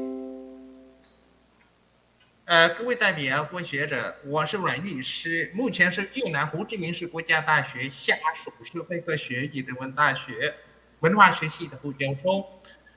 能够参与今天的那个会议，我非常的感动。感谢我们的组委会的邀请和工作人员的协助。我今天的讲的题目关于越南同奈省汴河市宝龙区的客家人的情况，最新的情况，请转到第2页，请工作人员 OK。这个地图上可以看到，南部地区包括西贡，就是华人居住比较多的地方，所以其中我们今天要讲的是西贡以北边的那个同奈省，就靠近西贡。他们主要都是从17世纪以来的那个移民，就是反清复明这个浪潮的华人过去，然后19到20世纪初也有一些华人因为跟法国人统治者的那个政策下来配合，所以他们也迁移到了越南过来。不过我们今天讲的那个宝龙区客家人，主要还是那个17世纪以下的那个浪潮的那个后裔。好，请下一页。一般来说，越南南部地区我们可以把整个地区华人社区区分为3个圈子。所以第一个圈子等于那个广东人比较多的那个圈子。第二、第三还是那个潮州、福建。我们今天讲的客家人还是属于第一个圈子，还是有广东人文化特色比较浓的一个区域。OK， 下次，宝龙区客家人从哪儿来？他们主要还是从广东惠阳地区。广东惠阳那边，他们还是主要做木材和石材，所以他们选择宝龙地区。宝龙有一座叫做宝龙山，所以他们一开始17世纪到了19世纪末，一直还在宝龙山区做他们自己的行业，那就是木作、石作和铁作。所以他们传统还是崇拜3位祖师，叫做鲁班、韦志公和武丁。所以呢大概200多年还是三祖师崇拜。不过后来到了20世纪初，他们一下子把庙子改为天后宫，然后加上了天后和关帝2位神明的崇拜。请下一页 OK。 然后他们往年都举办的大斋节，主要还是为了供奉3位祖师，又现在称为天后节。本来天后节不定于6月，天后节本来是3月23日是农历的，不过他们那边的庙宇大斋节，他们传播下去都是天后节，一下子所有的祭品都是供奉给天后。其实我们去观察，跟天后应该没有关系，还是跟以前一样来供奉他们3位祖师。请下一页。那我们研究历史上，我们发现当地的那个客家人跟广东人有一些矛盾。就广东人把他们区分，说你们不是华人，你不是我们自己人的，所以把宝龙区的客家人带来一些不好的感觉，所以他们还是主动的把自己的神明改变一下。请下一页。他们在不同的时期有一些不同的经济位置，以前他们很富有，后来就因为政府下令不能把那个宝龙山区全部都搬走，都开采，所以他们的木作、石作和铁作这种行业不能做下去，所以带动了他们的经济的那个背景不太很好，所以他们只好跟其他华人赶上去。一个步骤应该是把他们的神明还是统一成为所有华人社区的统一性，那就是说崇拜天后和关帝。请下一页。请下一页。OK， 下一页，继续下去，因为时间的紧张。OK， 请。再下一页，对 ，OK， 所以图片上看，中间的那个正殿，他们崇拜3位祖师，跟以前一样没有改变。那20世纪初，左边又加上天后，右边加上了关帝，然后他们坊间传播，所以传说说他们的庙是天后庙。当年有一个大流行的疾病。人们去祈求3位祖师，但是3位祖师不灵，所以人的病没治好。总有一天天后马祖出来了，告诉大家某些药方，所以大家听着马祖天后去收集那些药方，然后人的病就治好。那就是说天后永远留在他们的那边宝龙区，所以呢那个客家人的庙宇成为天后庙。然后那个6月份的那个大斋节成为天后节 ，OK， 那就是一种那个传统的创建。下一页。所以这个研究我们运用2个理论，那第一就是那个 Eric Hobsbawm 的那个创建的传统，那第二就是当今的那个cultural memory， 就是那个文化记忆力。不过还是我们注重于当今的文化记忆、文化传统，还是来满足我们自己当前社会的要求。不一定是流传古传的，不一定是把以前太久的那个时间的传统带下来，只不过是我们因为要满足当今的要求，所以把传统都改变。OK， 下一页。那为什么选择天后？天后和关帝在越南南部地区，天后出母有一个非常重要的角色，吸收了不只是华人的大众，还吸收上了越南人的关注。关帝有一些人关注，有一些人不太关注，有时候关帝还走进了佛教的那个寺庙里边，所以还不是单纯的民间神明，所以还是天后为第一，他们就选择天后。OK， 下一页。这个庙名可以看到了，天后古庙。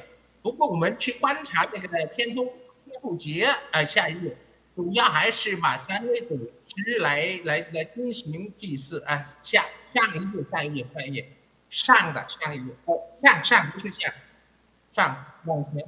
OK， 可以看到，他们穿的那个衣服还是天后古庙天后节，不过可以看到图片上，右边还是三位祖师，就是鲁班维持共和武功的啦。下一页，其他的仪式活动都是来供奉三位祖先，跟以前都没有改变，所以所改变只能是那个庙名和那个会议的名字天后节，本来内容没有改变。请下一页。他们还邀请过来了道士们来办理一些仪式。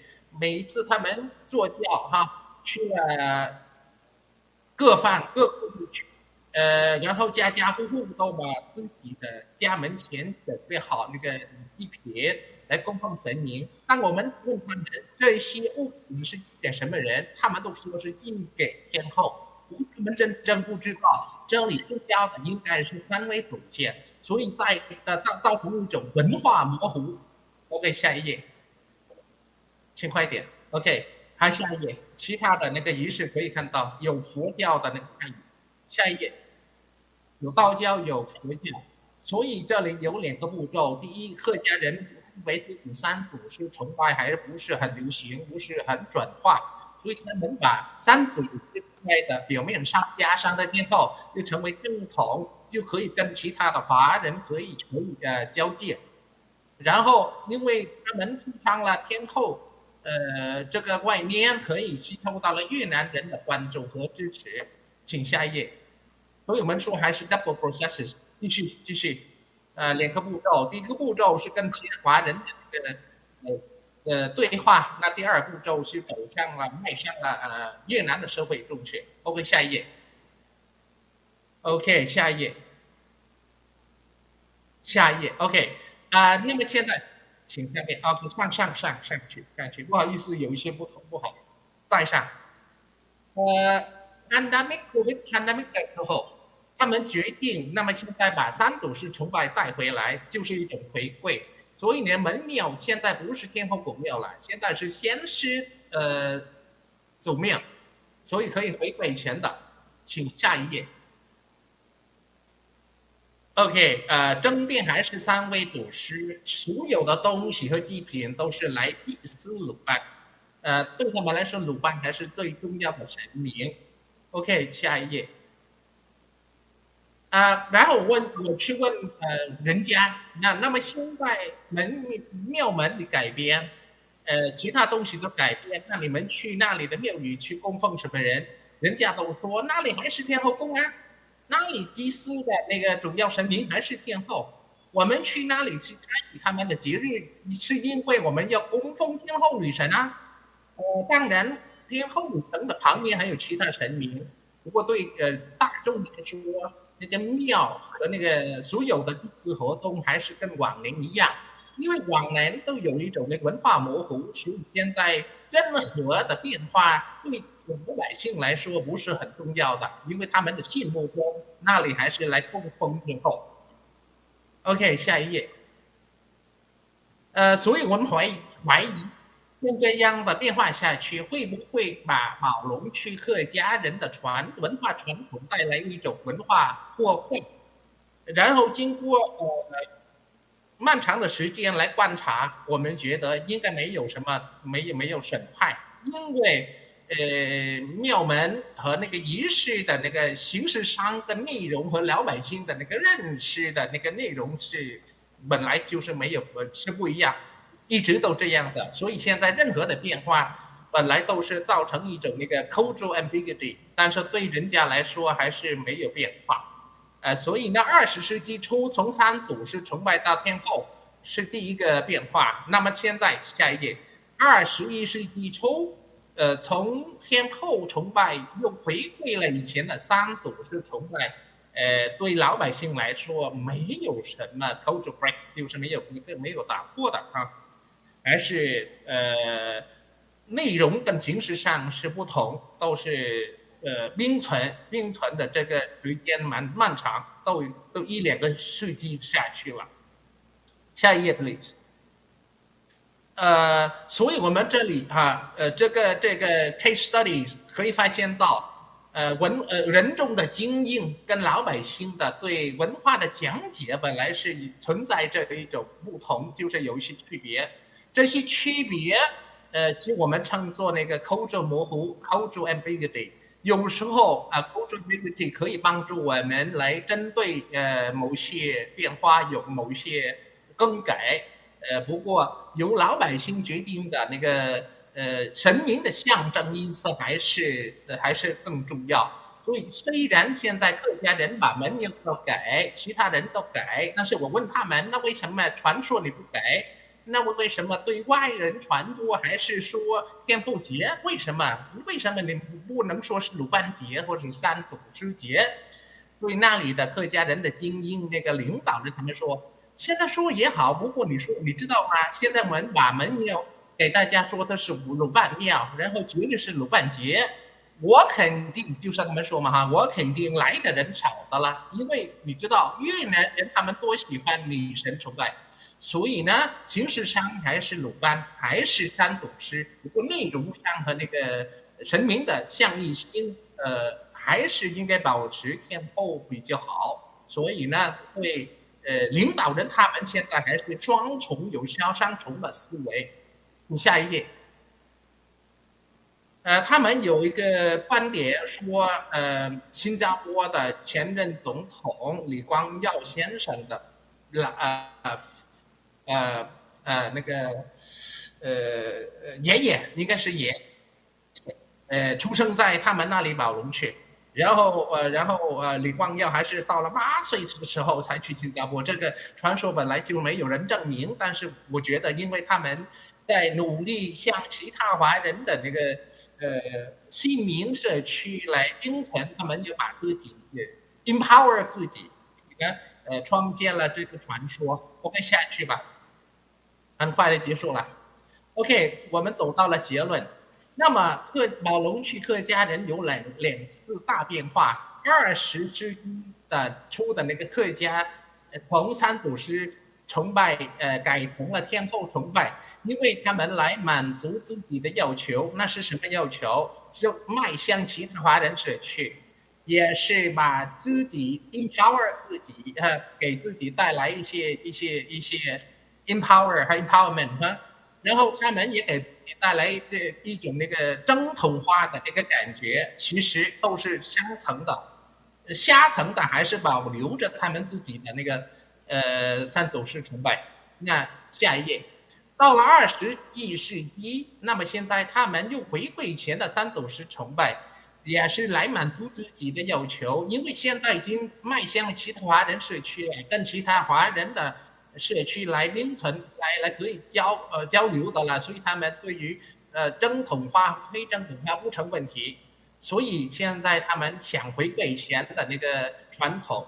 不过在回归以前的三祖师崇拜的传统过程中，他们要一段时间，因为老百姓现在还是大多数都崇拜天后，认识到三祖师鲁班这些人群不多，所以他们还是一边走一边来观察老百姓的态度。然后他们说等一下他们慢慢来把三祖师的那个文化要素加上去，到总有一段时间人家都习惯了三祖师，习惯了鲁班，他们就全部都可以转回了那个三祖师崇拜。所以对客家，我们越南南部地区宝龙区客家人的文化传统的那个传承和那个运行，现在存在一种 cultural ambiguity，这个文化模糊性对他们来说是，不是喜欢选择的一种办法，但是没有其他的办法。OK， 下一页。所以一直的更改，不只是来面对国家的政策啊，就是来满足他们自己社区的要求。不断的更改也展现了客家人越南南部地区的客家人的那个文化 cultural institution 还不是稳定的。不过 cultural ambiguity 来帮助他们来运行。到目前来说，我们也不能预料有任何其他的转变。所以一直转变，一直寻找某种方式来展现自己文化特色，是越南客家人的目前的情况啊。谢谢大家。好，我们非常谢谢阮教授的这个用越南同奈省的一个例子来告诉我们说，在海外客家信仰的一种变迁。那这个变迁不只是时间上的变迁，还有就是可能是随着人们的一个心灵上的需求，或者是大环境上的一个就是外在一个大结构的一个影响。例如说，像崇拜天后是因为越南人比较接受天后哈，然后所以他们就后来转变为天后。那我觉得很有意思，就是还有就是阮教授后来提到蛮多的一些因素去影响了人们的信仰的改变。那最后的结论就是，其实是有一个所谓文化模糊性。那我想这是这篇论文就是给我们的一些启示。好，那接下来我们是第3篇论文，是由林德顺老师来进行发表，谢谢。Hello， 主持人蔡教授，还有各位现场先进还有同道们，大家早上好。今天很高兴可以来到参加这个客家研讨会哦，学术研讨会。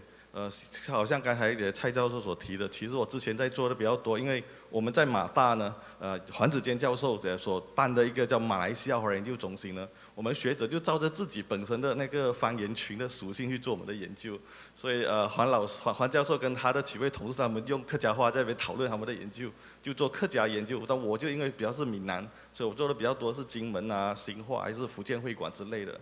但是这一次这个题目刚好就是因为我的学生，我在指导一个学生，就是这位周世娟小姐，在做她的家乡的这个庙的时候，发现到虽然是一个福建人、闽南人在祭拜的一个庙，可是他的神呢是客家神，所以很奇怪。我想这样产生的一个效应是怎么的一个效？为什么他们会去祭拜他，而并不是拜回自己家乡的来的这个祖先的神哦？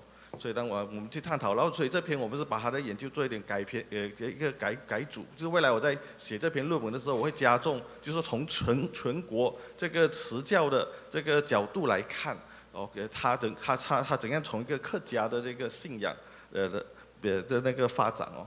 好，先给这个是摘要，就是之前我在写的论文的时候所提的，大概就提到，因为马来西亚就不只是跨族群、跨文化，所以大家在文化方面的相处或者习性方面是会有一些跨越边界，但是还是那个边界还在，就是说你拜这个是福建人拜这客家神，可是呢，他还会表示他是一个客家神，比方说他在他的这个鸡童在上神的时候是讲客家话的，他不是讲闽南话的哦。但另外一个我要提的就是其实这就刚才我提到说，我一直长期在看，我的上司就是黄子坚老师他们在做的这个客家研究的时候提到的所谓的客家代，所以在这马来西亚的这个客家代里面，看到他们提到的民间信仰比较多的是那个先世师爷庙、唐宫、商山国王，好像没有听过他们提过这个，我不确定。比较少，所以当我学生告诉我这个是客家神的时候，我就亮了一下，所以想把它提出来跟大家讨论，然后请教大家，因为这里都是研究客家文化的专家。好，先谈一谈这个黄老先师持教信仰呢，它在马来西亚开始发展到现在，其实时间非常短，就是1950多年开始的。但是黄老先师，我们所认识，我找到资料，我们显示说他是从客家的家乡过来。然后在马来西亚也有人早期就是100年前已经开始祭拜这位神祇，那个我们尝试把它分开来，一个叫做黄老先师信仰，然后这个我今天要提的是黄老先师持教是有不同的哦，我打算把它分开。然后呢，这一次讨论这个黄老先师持教，我们目前所收集到的这个样本或者是案例呢，只限于这个庙，就是在彭亨州明家乐这个小镇呢，它的慈德庙而已哦。未来是希望再扩展下去，我们可以收集更多的资料。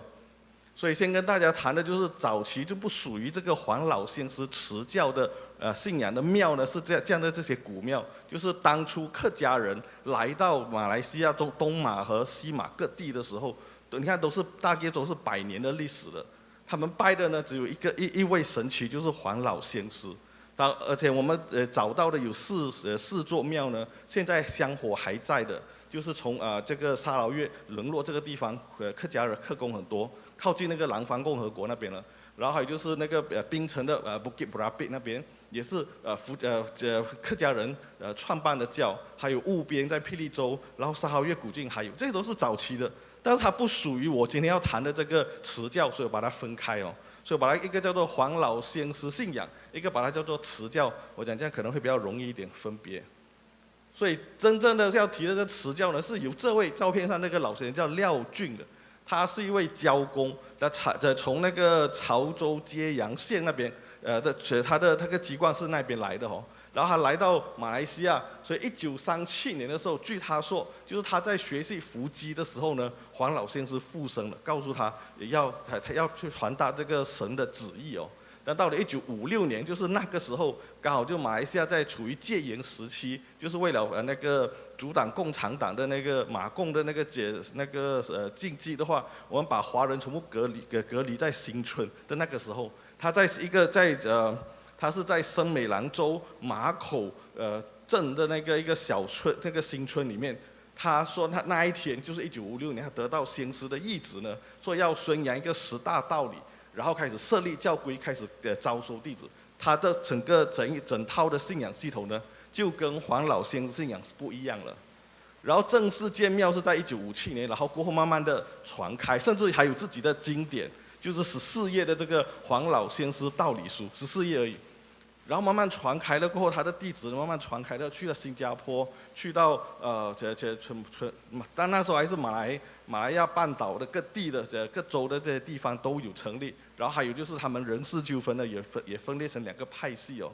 然后比较有趣的是，1992年的时候，据说在新加坡的这个慈宗堂的信徒呢，去问黄老，因为那时候他们还不知道黄老先生是源自于哪里。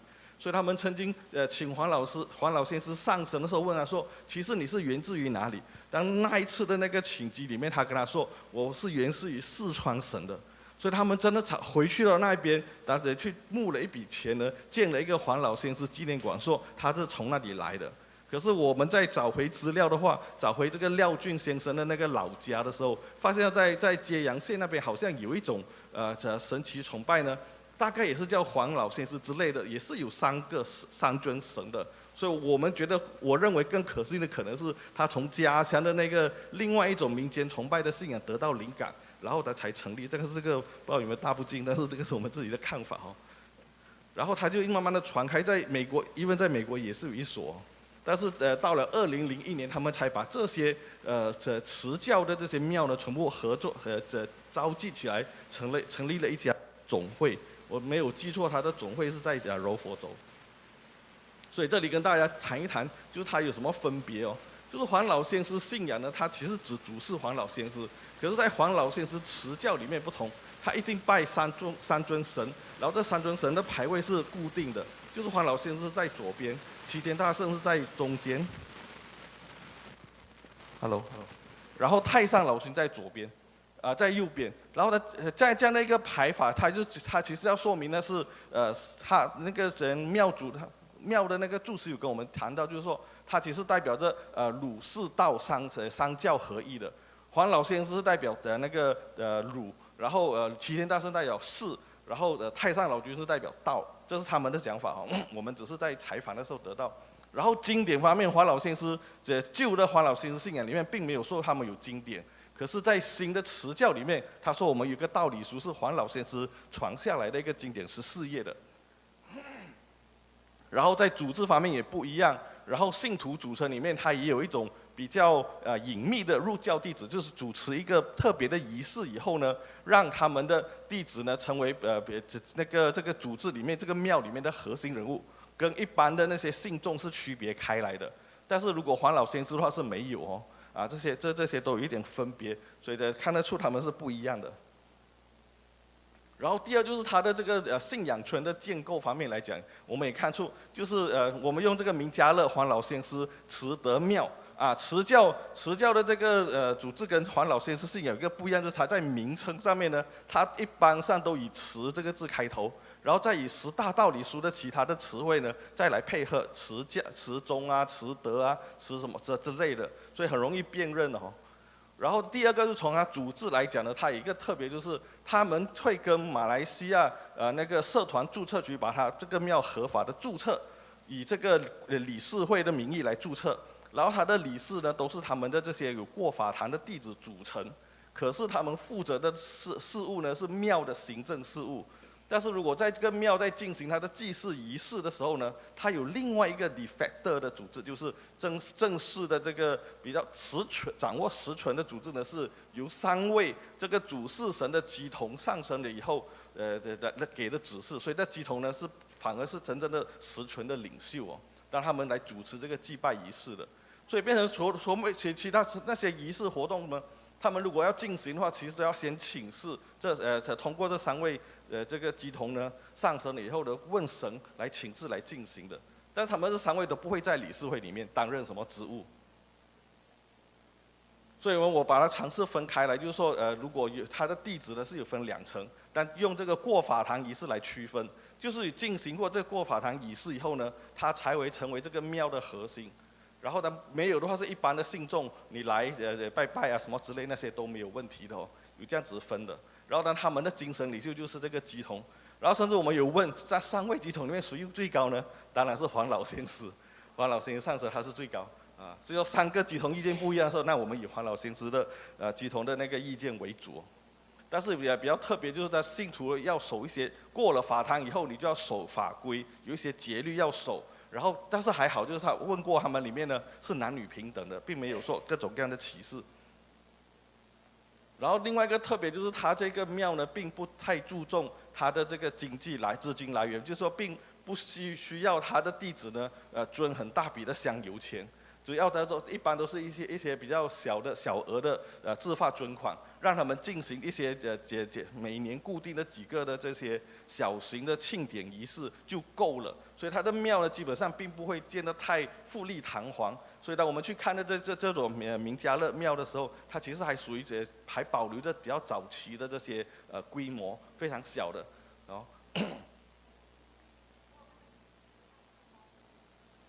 然后想也介绍就是这本书呢，它其实14页里面，它有提到就是还有提到的就是鼓励他的弟子们呢去修习这些上行，不过他提的都是并没有太详细去解释这个每个词汇的意思，所以我们的理解就是说，其实这些应该大家都是不证自明的道理，词应该是什么宗应该是什么，大家只要懂中华文化的应该都知道它什么意思，所以他并没有这10大道理书只有14页而已，他并没有说很哲学性的去讨论他这10大道理是什么，反而是用很多例子来说明这10大道理是什么。比方说孝就要孝顺父母之类的，非常简单的。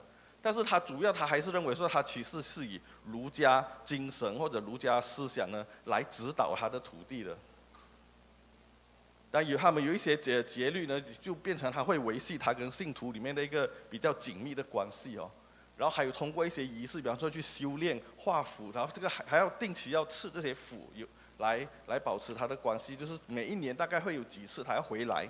就是说，他如果信徒是离开了这个地方，到外去工作的话，每一年到一些重要的节日，他还是需要回来，然后参加这些仪式呢，来维持他作为一个信徒的那个身份的。然后这个活动就是过法堂呢，就是一个特别的入门仪式。他们那次是有开放给我学生去看，所以他并没有什么太隐秘的一些仪式，但是很清楚的说明呢，如果是过了这个法堂成为弟子以后呢，他有一些节律他要去遵守，比方说不能吃牛肉，不能吃狗肉，然后初一跟15要吃斋之类的哦。然后还有定时吃这个符，就是由神画的符，然后他定时回来就去吃。所以这些都我觉得它都是变成一种仪式，说认证自己作为一个弟子的身份。然后当每年固定的时间要回来参加活动过后再吃这个符下去呢，也表示说我要维持这个 membership 哦。所以结论来说呢，通过这个慈德庙的这个案例我们来看哦，它在组织结构、信徒的组成，还有它的那个资金来源、典籍内容和仪式方面呢，它成了一个我们认为它成立了一个也自己所谓的一个信仰村。虽然它的信徒原来是离开了，可是因为有这样的一个其他的这些，特别是过法兰沟的这个仪式以后，他的弟子呢，他还时常要跟这个庙呢保持一个联系。然后呢，这样的这个慈德庙，它有多大意义是成为一个还是一个客家的庙呢？我觉得在这个慈德庙的那个案例来看，它应该只剩下2种，一个就是他的神是黄老仙师，是客家神；第二就是鸡童上身的时候，虽然鸡童都是当地的闽南人，他一上身他讲的是客语。那其他的就是像一般的，好像说这个道理书啊，他们的孙念还有这过法堂仪式，全部其实是用普通话或者是用汉语、用华语来进行的，所以它变成他的这个土地的那个招收方面呢，并没有这种方言群的这个限制，所以我们就在参考，就是说未来如果我再扩大的去找，比如说这个更早期，或者是在一些其实这个最初它的发源是在这些客家的新村里面。在整个村里面都是客家人，或者是大多数是客家人，所以我相信那样的这些慈教的庙呢，它的客家的那些性质可能会保持的比较完整，但是我们还没有开始去探索。但是还是好，就是说它有一个最初它设定的这些规矩里面，它都并没有一种方言群的限制。好像我们研究一些闽南庙的时候，他们可能会认为说这个庙是从我家乡来的神，所以我并不打算开放给其他的方言群的人来加入。所以一般可能是在信众方面都有限制。另外一种是可能在理事会方面有限制，就是说这个庙是其他人不能进来做理事的，只有我们这个方言群的可以。可是在这个我觉得慈德庙应该没有这样的限制。你看他过法堂的仪式里面有各种各样的那种要求，可是并没有要求说你是客家人。所以我的估计最初的推测就是认为说，他可能在早期的时候，生活在客家村里面的其他非客家人，他只要懂得说这些客家话的话，他们都可以接受他。所以当他形成一种开放的模式，慢慢的传开的时候呢，他就没有这种客家的特色了。但是与此同时，我在看，比方说在吉隆坡的仙寺师爷庙，他现在理事会的组成也并没有说是只限客家人，他已经开放成吉隆坡不同的华团可以参与的哦。所以当这样的话，他的这些客家性格可能还就留在他的这个神的方面，他是从他的源头是从客家来的。所以我看我先暂时报告到这里，好，谢谢。好，我们今天非常谢谢3位讲者，而且大家时间都控制得非常的好，谢谢。好，所以我们还有半个小时，其实可以提问哈。那我想就是稍微归纳一下今天这3篇文章，就是所谓的海外客家信仰。那在就是我们尤其是这个就是大部分是大规模，大概19世纪中期移民到海外的客家人。那信仰这件事情，当然对他们是原来是到底要不要离开家乡，然后在移民的过程，还有到了异地之后呢，这些信仰其实是给他一个很大的力量，让他能够身心安顿。那当然，我们刚从3篇文章，其实大概归纳出来，就是说，我们通常在谈信仰，可能是一个是人跟神之间的关系，人神之间。那这可能会涉及到就是信仰的类别，例如说，我们有就是像这3篇文章，它其实是当然都是民间信仰，可是它其实是不同的神明。那有些神，它可能是从家乡原乡带过来，但是有的像慈教，这是后来发展出来的，在地发展出来的一个信仰。好，然后第二个是人跟庙之间。那第一篇论文其实它就是在讲人跟这个庙的功能的一个整个转变。那这些转变呢，当然最后其实要注意的就是他们的在地化的过程。这个在地化过程，当然一方面有的是就是当地在当地的环境里面，可能有国家政策或跟周遭人群的一个互动所影响的。当然，有时候这在地化过程可能也会有来自于原乡的一个影响。例如说，第一篇论文里面他讲到的就是这个中华民国建立，然后转变了这整个庙的功能。好，那今天这个大概是3篇文章给我们的一个就是可以去进行思考的一些点。好，那我们现在就开放提问。好，请。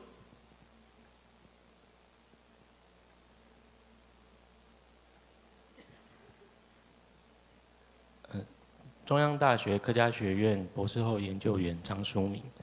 很感谢3位主讲人的分享。那我有一个问题想要请教阮玉诗教授，就是说，刚刚我们从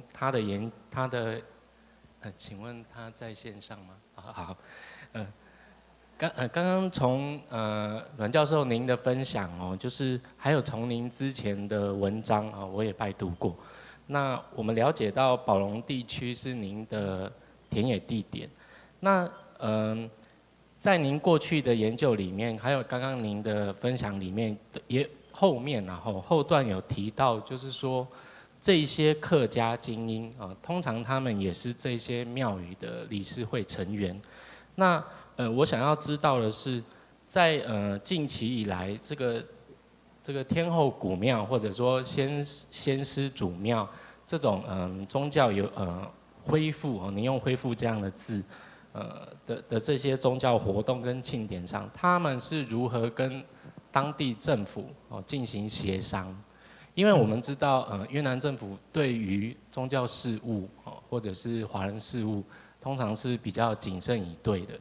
那所以目前看起来，这种有一点文化复兴的这种，或者说信仰复兴这样的一个现象，到底这些当地的客家精英是如何跟当地政府进行协商的？谢谢。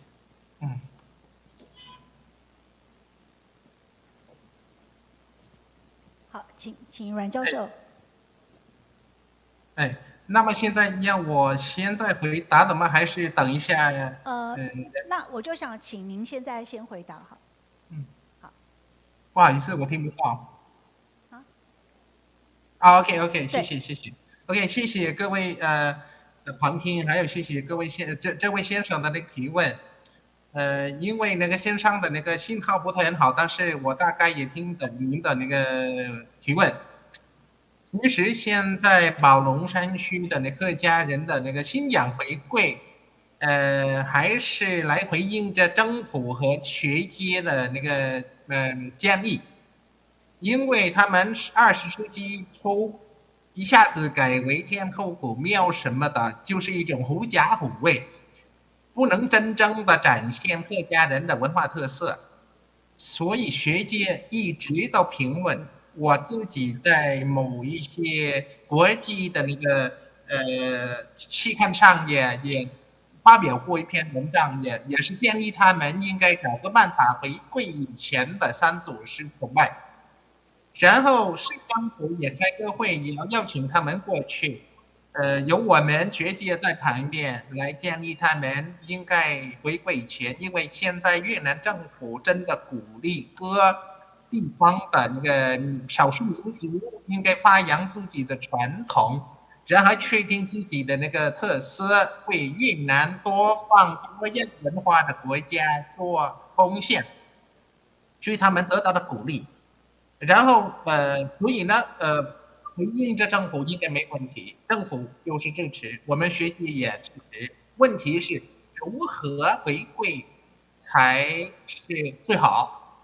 问题不在于政府，不在于学界，就是在于信众，就是大众，就是大众那么多的人以前去参加天后宫的那个天后节，在他们的心目中还是崇拜天后。那么现在你们一下子回归三祖师崇拜，会不会给大家带来一种那个 cultural break 或者是 cultural shock？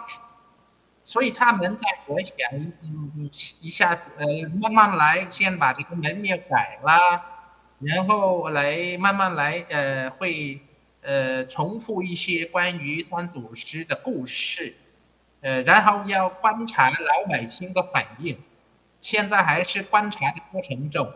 但是我当做学姐去询问去信众，这信众他们的心目中还是以为那里是天后庙，那里的节日还是天后节，所以目前不能一下子回馈，要用一段时间。那您问我要用多长时间，我就不能肯定的了。但是我觉得目前只能是维持一种 cultural ambiguity， 就是文化模糊，来担保传统的那家德体系没有变化，也没有那个破坏。对他们来说，走一步要观察一步，再走一步又再观察，这样的一个过程中，那到目前为止，我只能这样的来讲述给大家他们的情况啊，谢谢。好，谢谢阮教授。那刚才还有一位先生要提问，请。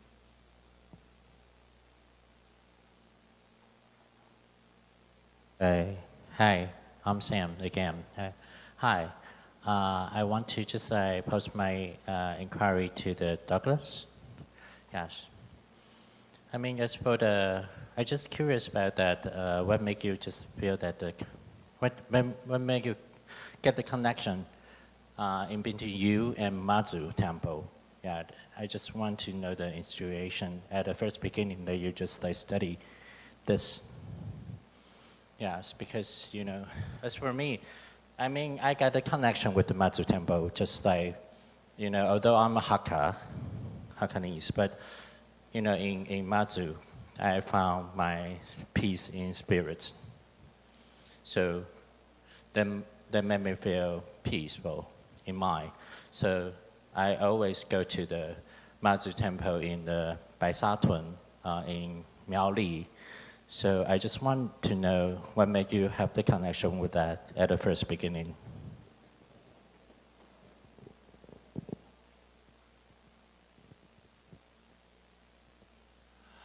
I suppose the short answer is that when I first went to East Timor in 2001, everyone pointed out a temple that they said was the original Chinese temple. And it was only much later that I discovered that it was only been built in the late 1930s. And to the best of my knowledge, the people behind construction of Matsu temples in most of island Southeast Asia, certainly the eastern half of the Indonesian archipelago, were all Hokkien. I'm not sure that's answered your question. I think it is. I mean, maybe the coincidence makes the miracle, I guess. Yes, because, life is full of miracle. Well, in this case, it might be an unfortunate circumstance for the Matsu temple because it was destroyed and the deity was thrown into the sea. So I invite you to go to the, Miaoli, Baisatun. Yeah, if you have chance, I would give you a tour. Thank you very much. 好，那接下来的问题好，请。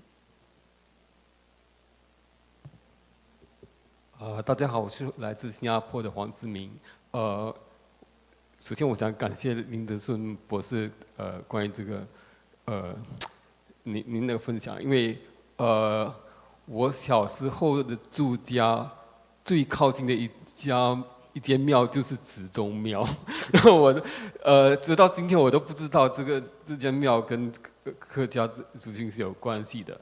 然后我记得几年前我去那间庙，其实是因为那里有一场潮州木偶戏的表演，所以我是想知道，就是我记得当时还有就是好像大概是配合齐天大圣那个什么天秋，然后就是有他们好像就是那些这么上升的一些仪式，然后我是想知道，就是说现在是不是已经完全超越这个方言群的这个概念，然后是不是比如说是演福建戏啊，还是什么？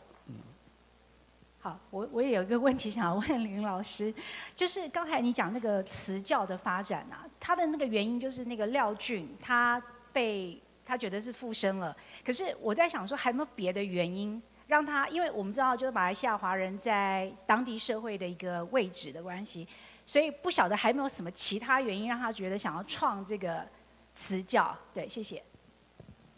我先回应黄博士的哦，想不到你就不好意思，就是因为我们做这个事，其实还是比较集中在于这个门家乐的庙，其他都是文献的资料收集的。然后我们发现有几位学者是曾经有写过它，但是所以慈州庙我们其实还不太了解，但是这个明家乐的情况我们非常清楚的，就是他除了他的神是黄老仙师，还有他在这些乩童在上神的时候，他们会讲他们说他们这几位乩童平时都是不会说这个客家话的，可是神一上神，他讲的就是客家话了。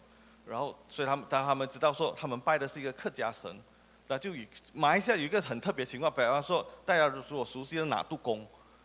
虽然我们用华人的方式来拜一个马来的神，可是他们会认为说这个拿督公是马来，所以不能给他吃猪肉，所以不会拜猪肉，不会用猪肉来拜他，然后不会用那个啤酒什么给他来拜，可以给他香烟，甚至用那个什么土烟槟榔那些给他，因为他不是华人，所以我们在拜这个神的时候是很尊敬这个神的那个种族属性的。所以我相信，所以我可以理解的话，就是这个什么。辞教呢，我们拜他的时候，我们也把他当作客家神来拜。所以当他上神的时候，他理所当然是应该要说客家话的。但是他的其他仪式，我们认为就他并没有太多的客家特色。但是我觉得这是目前的比较初步的一个收集的资料成果。所以我就想说，我真的很想回去的是，好像在吉隆坡的几家在于客家新村里面的这些慈教庙，我们想去拜访他们。有约了过后，这过后我们要去找他们去拜访，说当他们的仪式会不会跟他这个明家乐是不一样的哦。所以慈州那边我们也是有机会去香坡的话，我也想要去看一看。然后刚才蔡老师，不好意思。你说的这原因以前就是王成发一位学者王成发他有提过，他认为在那个戒严时代，这华人住在新村里面非常苦闷，他们可能想创一个教来，也在做给大家一个精神上的指引。可是我们做的这些其中我的论文里面有写到，就是从那个时间点的分布上来看。它的成立最多的时期其实是戒严以后，就是1960年以后，这个慈教庙开始发展的非常快，就成立的非常快。但是最初在那个戒严时代，大概就是50年代到60年代那10年里面，它的那个发展其实还没有那么蓬勃，所以不确定是，但是我认为它可能就是就是在新村里面的一个庙，然后我觉得很多基于这个。发起人或者创办人本身的所认识的这些知识呢，来，或者就真的是也说不定就是真的是神给他一个旨意呢，来成立这个庙。我的看法目前是这样子。好，谢谢。那我们现场还有没有其他的问题可以提问 ？Yeah, please. Hi, thank you for the presentations. This is a maybe simple question for Douglas. Do you have a sense of how common the study societies being held in temples were elsewhere in the diaspora, and as well how common it was for the destruction of temples? In Cuba, around the same time, there were records of those study societies. But we didn't have temples as much. So I don't know where they were held, probably in the Kuomintang associations. I'm going to go find out, but I was just wondering if you have knowledge of it happening elsewhere around the world.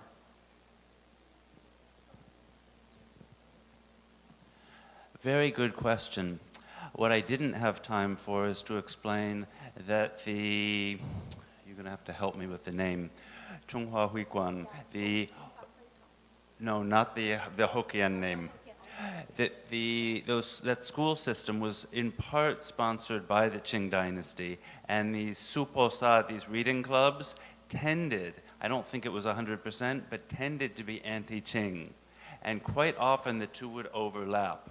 And so there could be Qing sponsorship of a school in the Netherlands Indies, and yet teachers would establish a reading club opposed to the Qing. So these two seem to overlap. I'm not an expert on any of this, but my impression is the Suposa, these reading clubs, which is a Hokkien name, are most common in Malaya. I simply don't know a lot about them in Java. How common was the destruction of temples? I'm in Southeast Asia, I'm the wrong person to ask. I think there are other people here. I think Sharon and others can answer that question. 好，谢谢。那请问还有别的问题 ？OK， 好，请。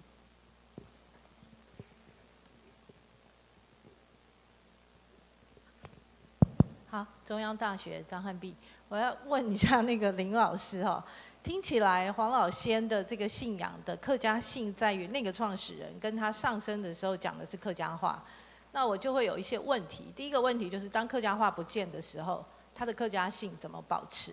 就是当客家话消失，这些机统不讲客家话的话，哈，那第二个就是。通常我们看那个马来西亚的在地信仰的扩散，尤其是它的社会网络的扩散，其实是有它的一个基本的一个社会网络关系。那听林老师的说法，他是揭阳跟揭西那边的信仰，那它的散播的路径或是网络，是不是跟祖籍地会有关联性？这是第一个。第二个，是不是这些祖籍地所在的特殊的区位的位置，譬如说是在新村里面？或者它其实是在比较乡村的地区，因为会跟他们的职业以及他们移到马来西亚的落地生根的那个社区的自然环境可能会有关系。那它往海外扩散，譬如说到新加坡或者是到澳洲，是不是也跟这个网络有关系？就是说它在不同时期它的扩散的网络是不是有不一样？谢谢。谢谢张老师。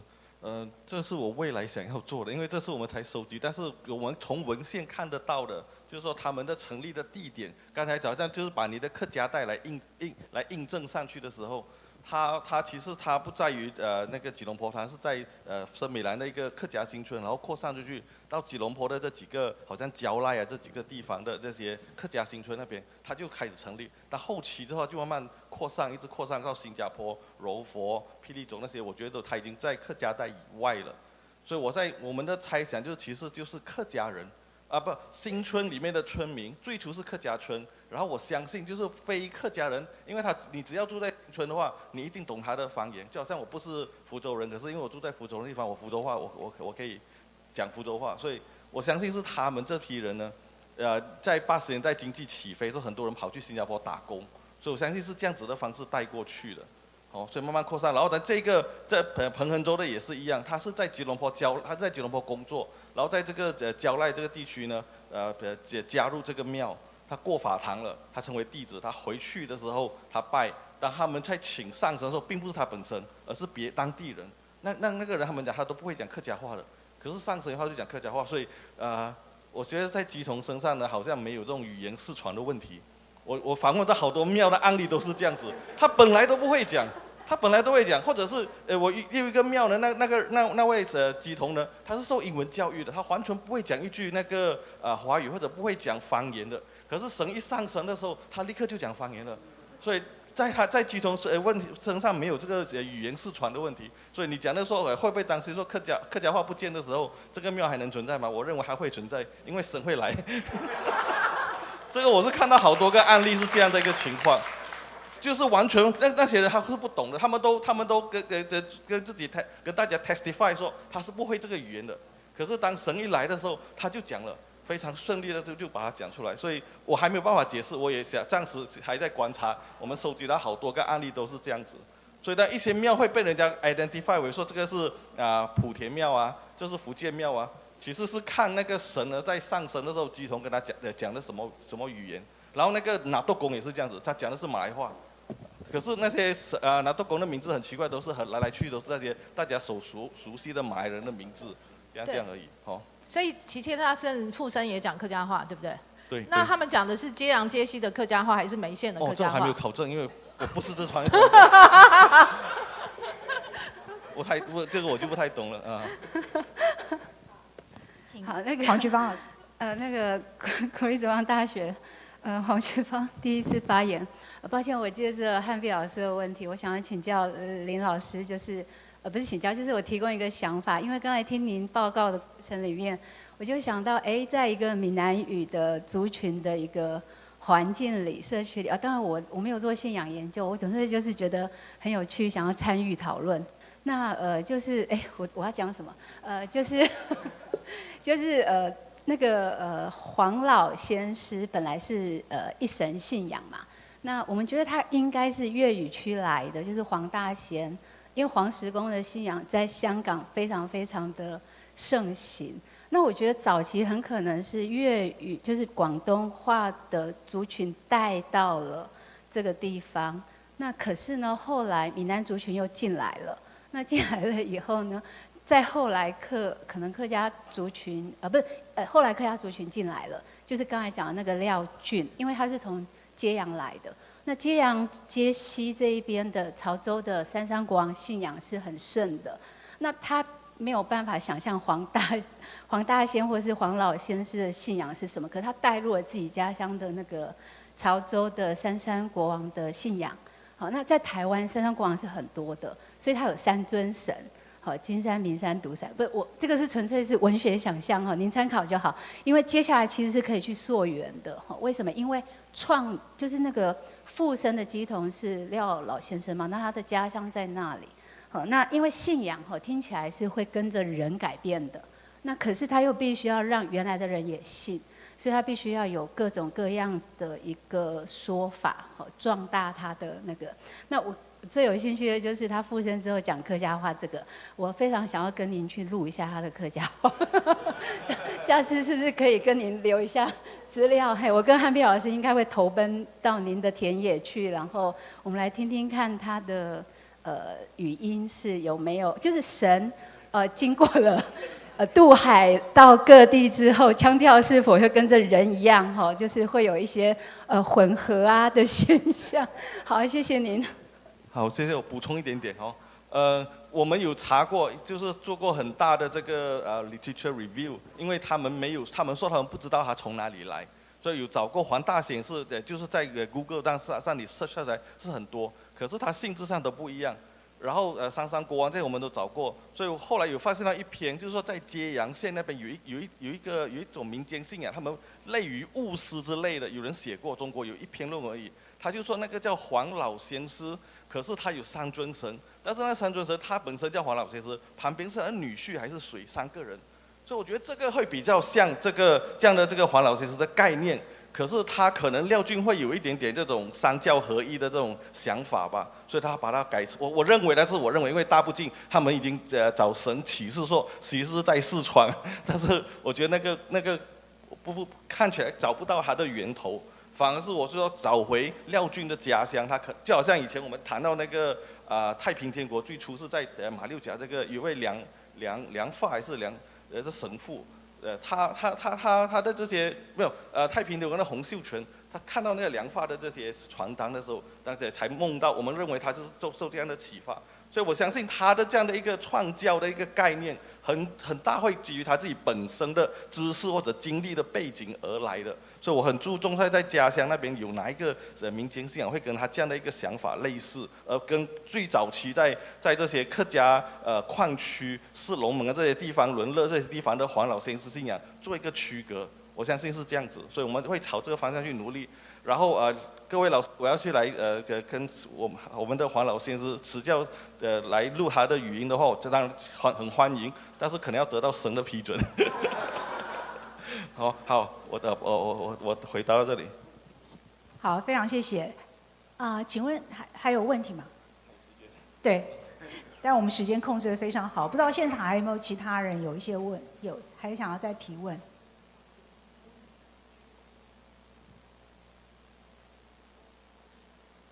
都没有吗？好，那如果没有，当然我们待会有可以补充一点点。我已经约了，就是在蕉赖的那个蕉赖的这个慈教庙，跟他们，就说这次回去以后有机会去拜访他们。然后另外一个就是在我老家不是我现在住的地方巴生有另外一个，那个是福建人主持的。然后蕉赖那个比较出名，就是前阵子因为他们前面的庙地呢，他们占用了政府的地，当政府要把它收回的时候，派官员来执法的时候，他的鸡种全部上升。黄老仙是齐天大圣跟太上老君都上升，然后跟政府执法人员对抗。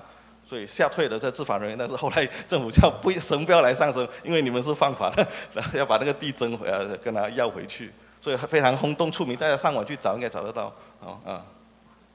谢谢林老师的这个最新的状况的补充。好，那现场还有问题吗？好，如果没有问题，因为我们也有蛮长的一个午餐的时间，大家如果有时间，也可以跟2位讲者再进行交换。那我们今天这场就到这边，那我们用热烈的掌声再谢谢3位讲者。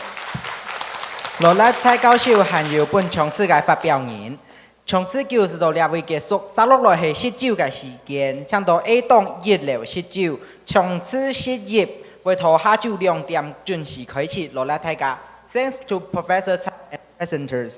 Season 9 is over and it's the lunch time. Please come to the first floor of building. Season 11 will start at 2 o'clock. Thank you.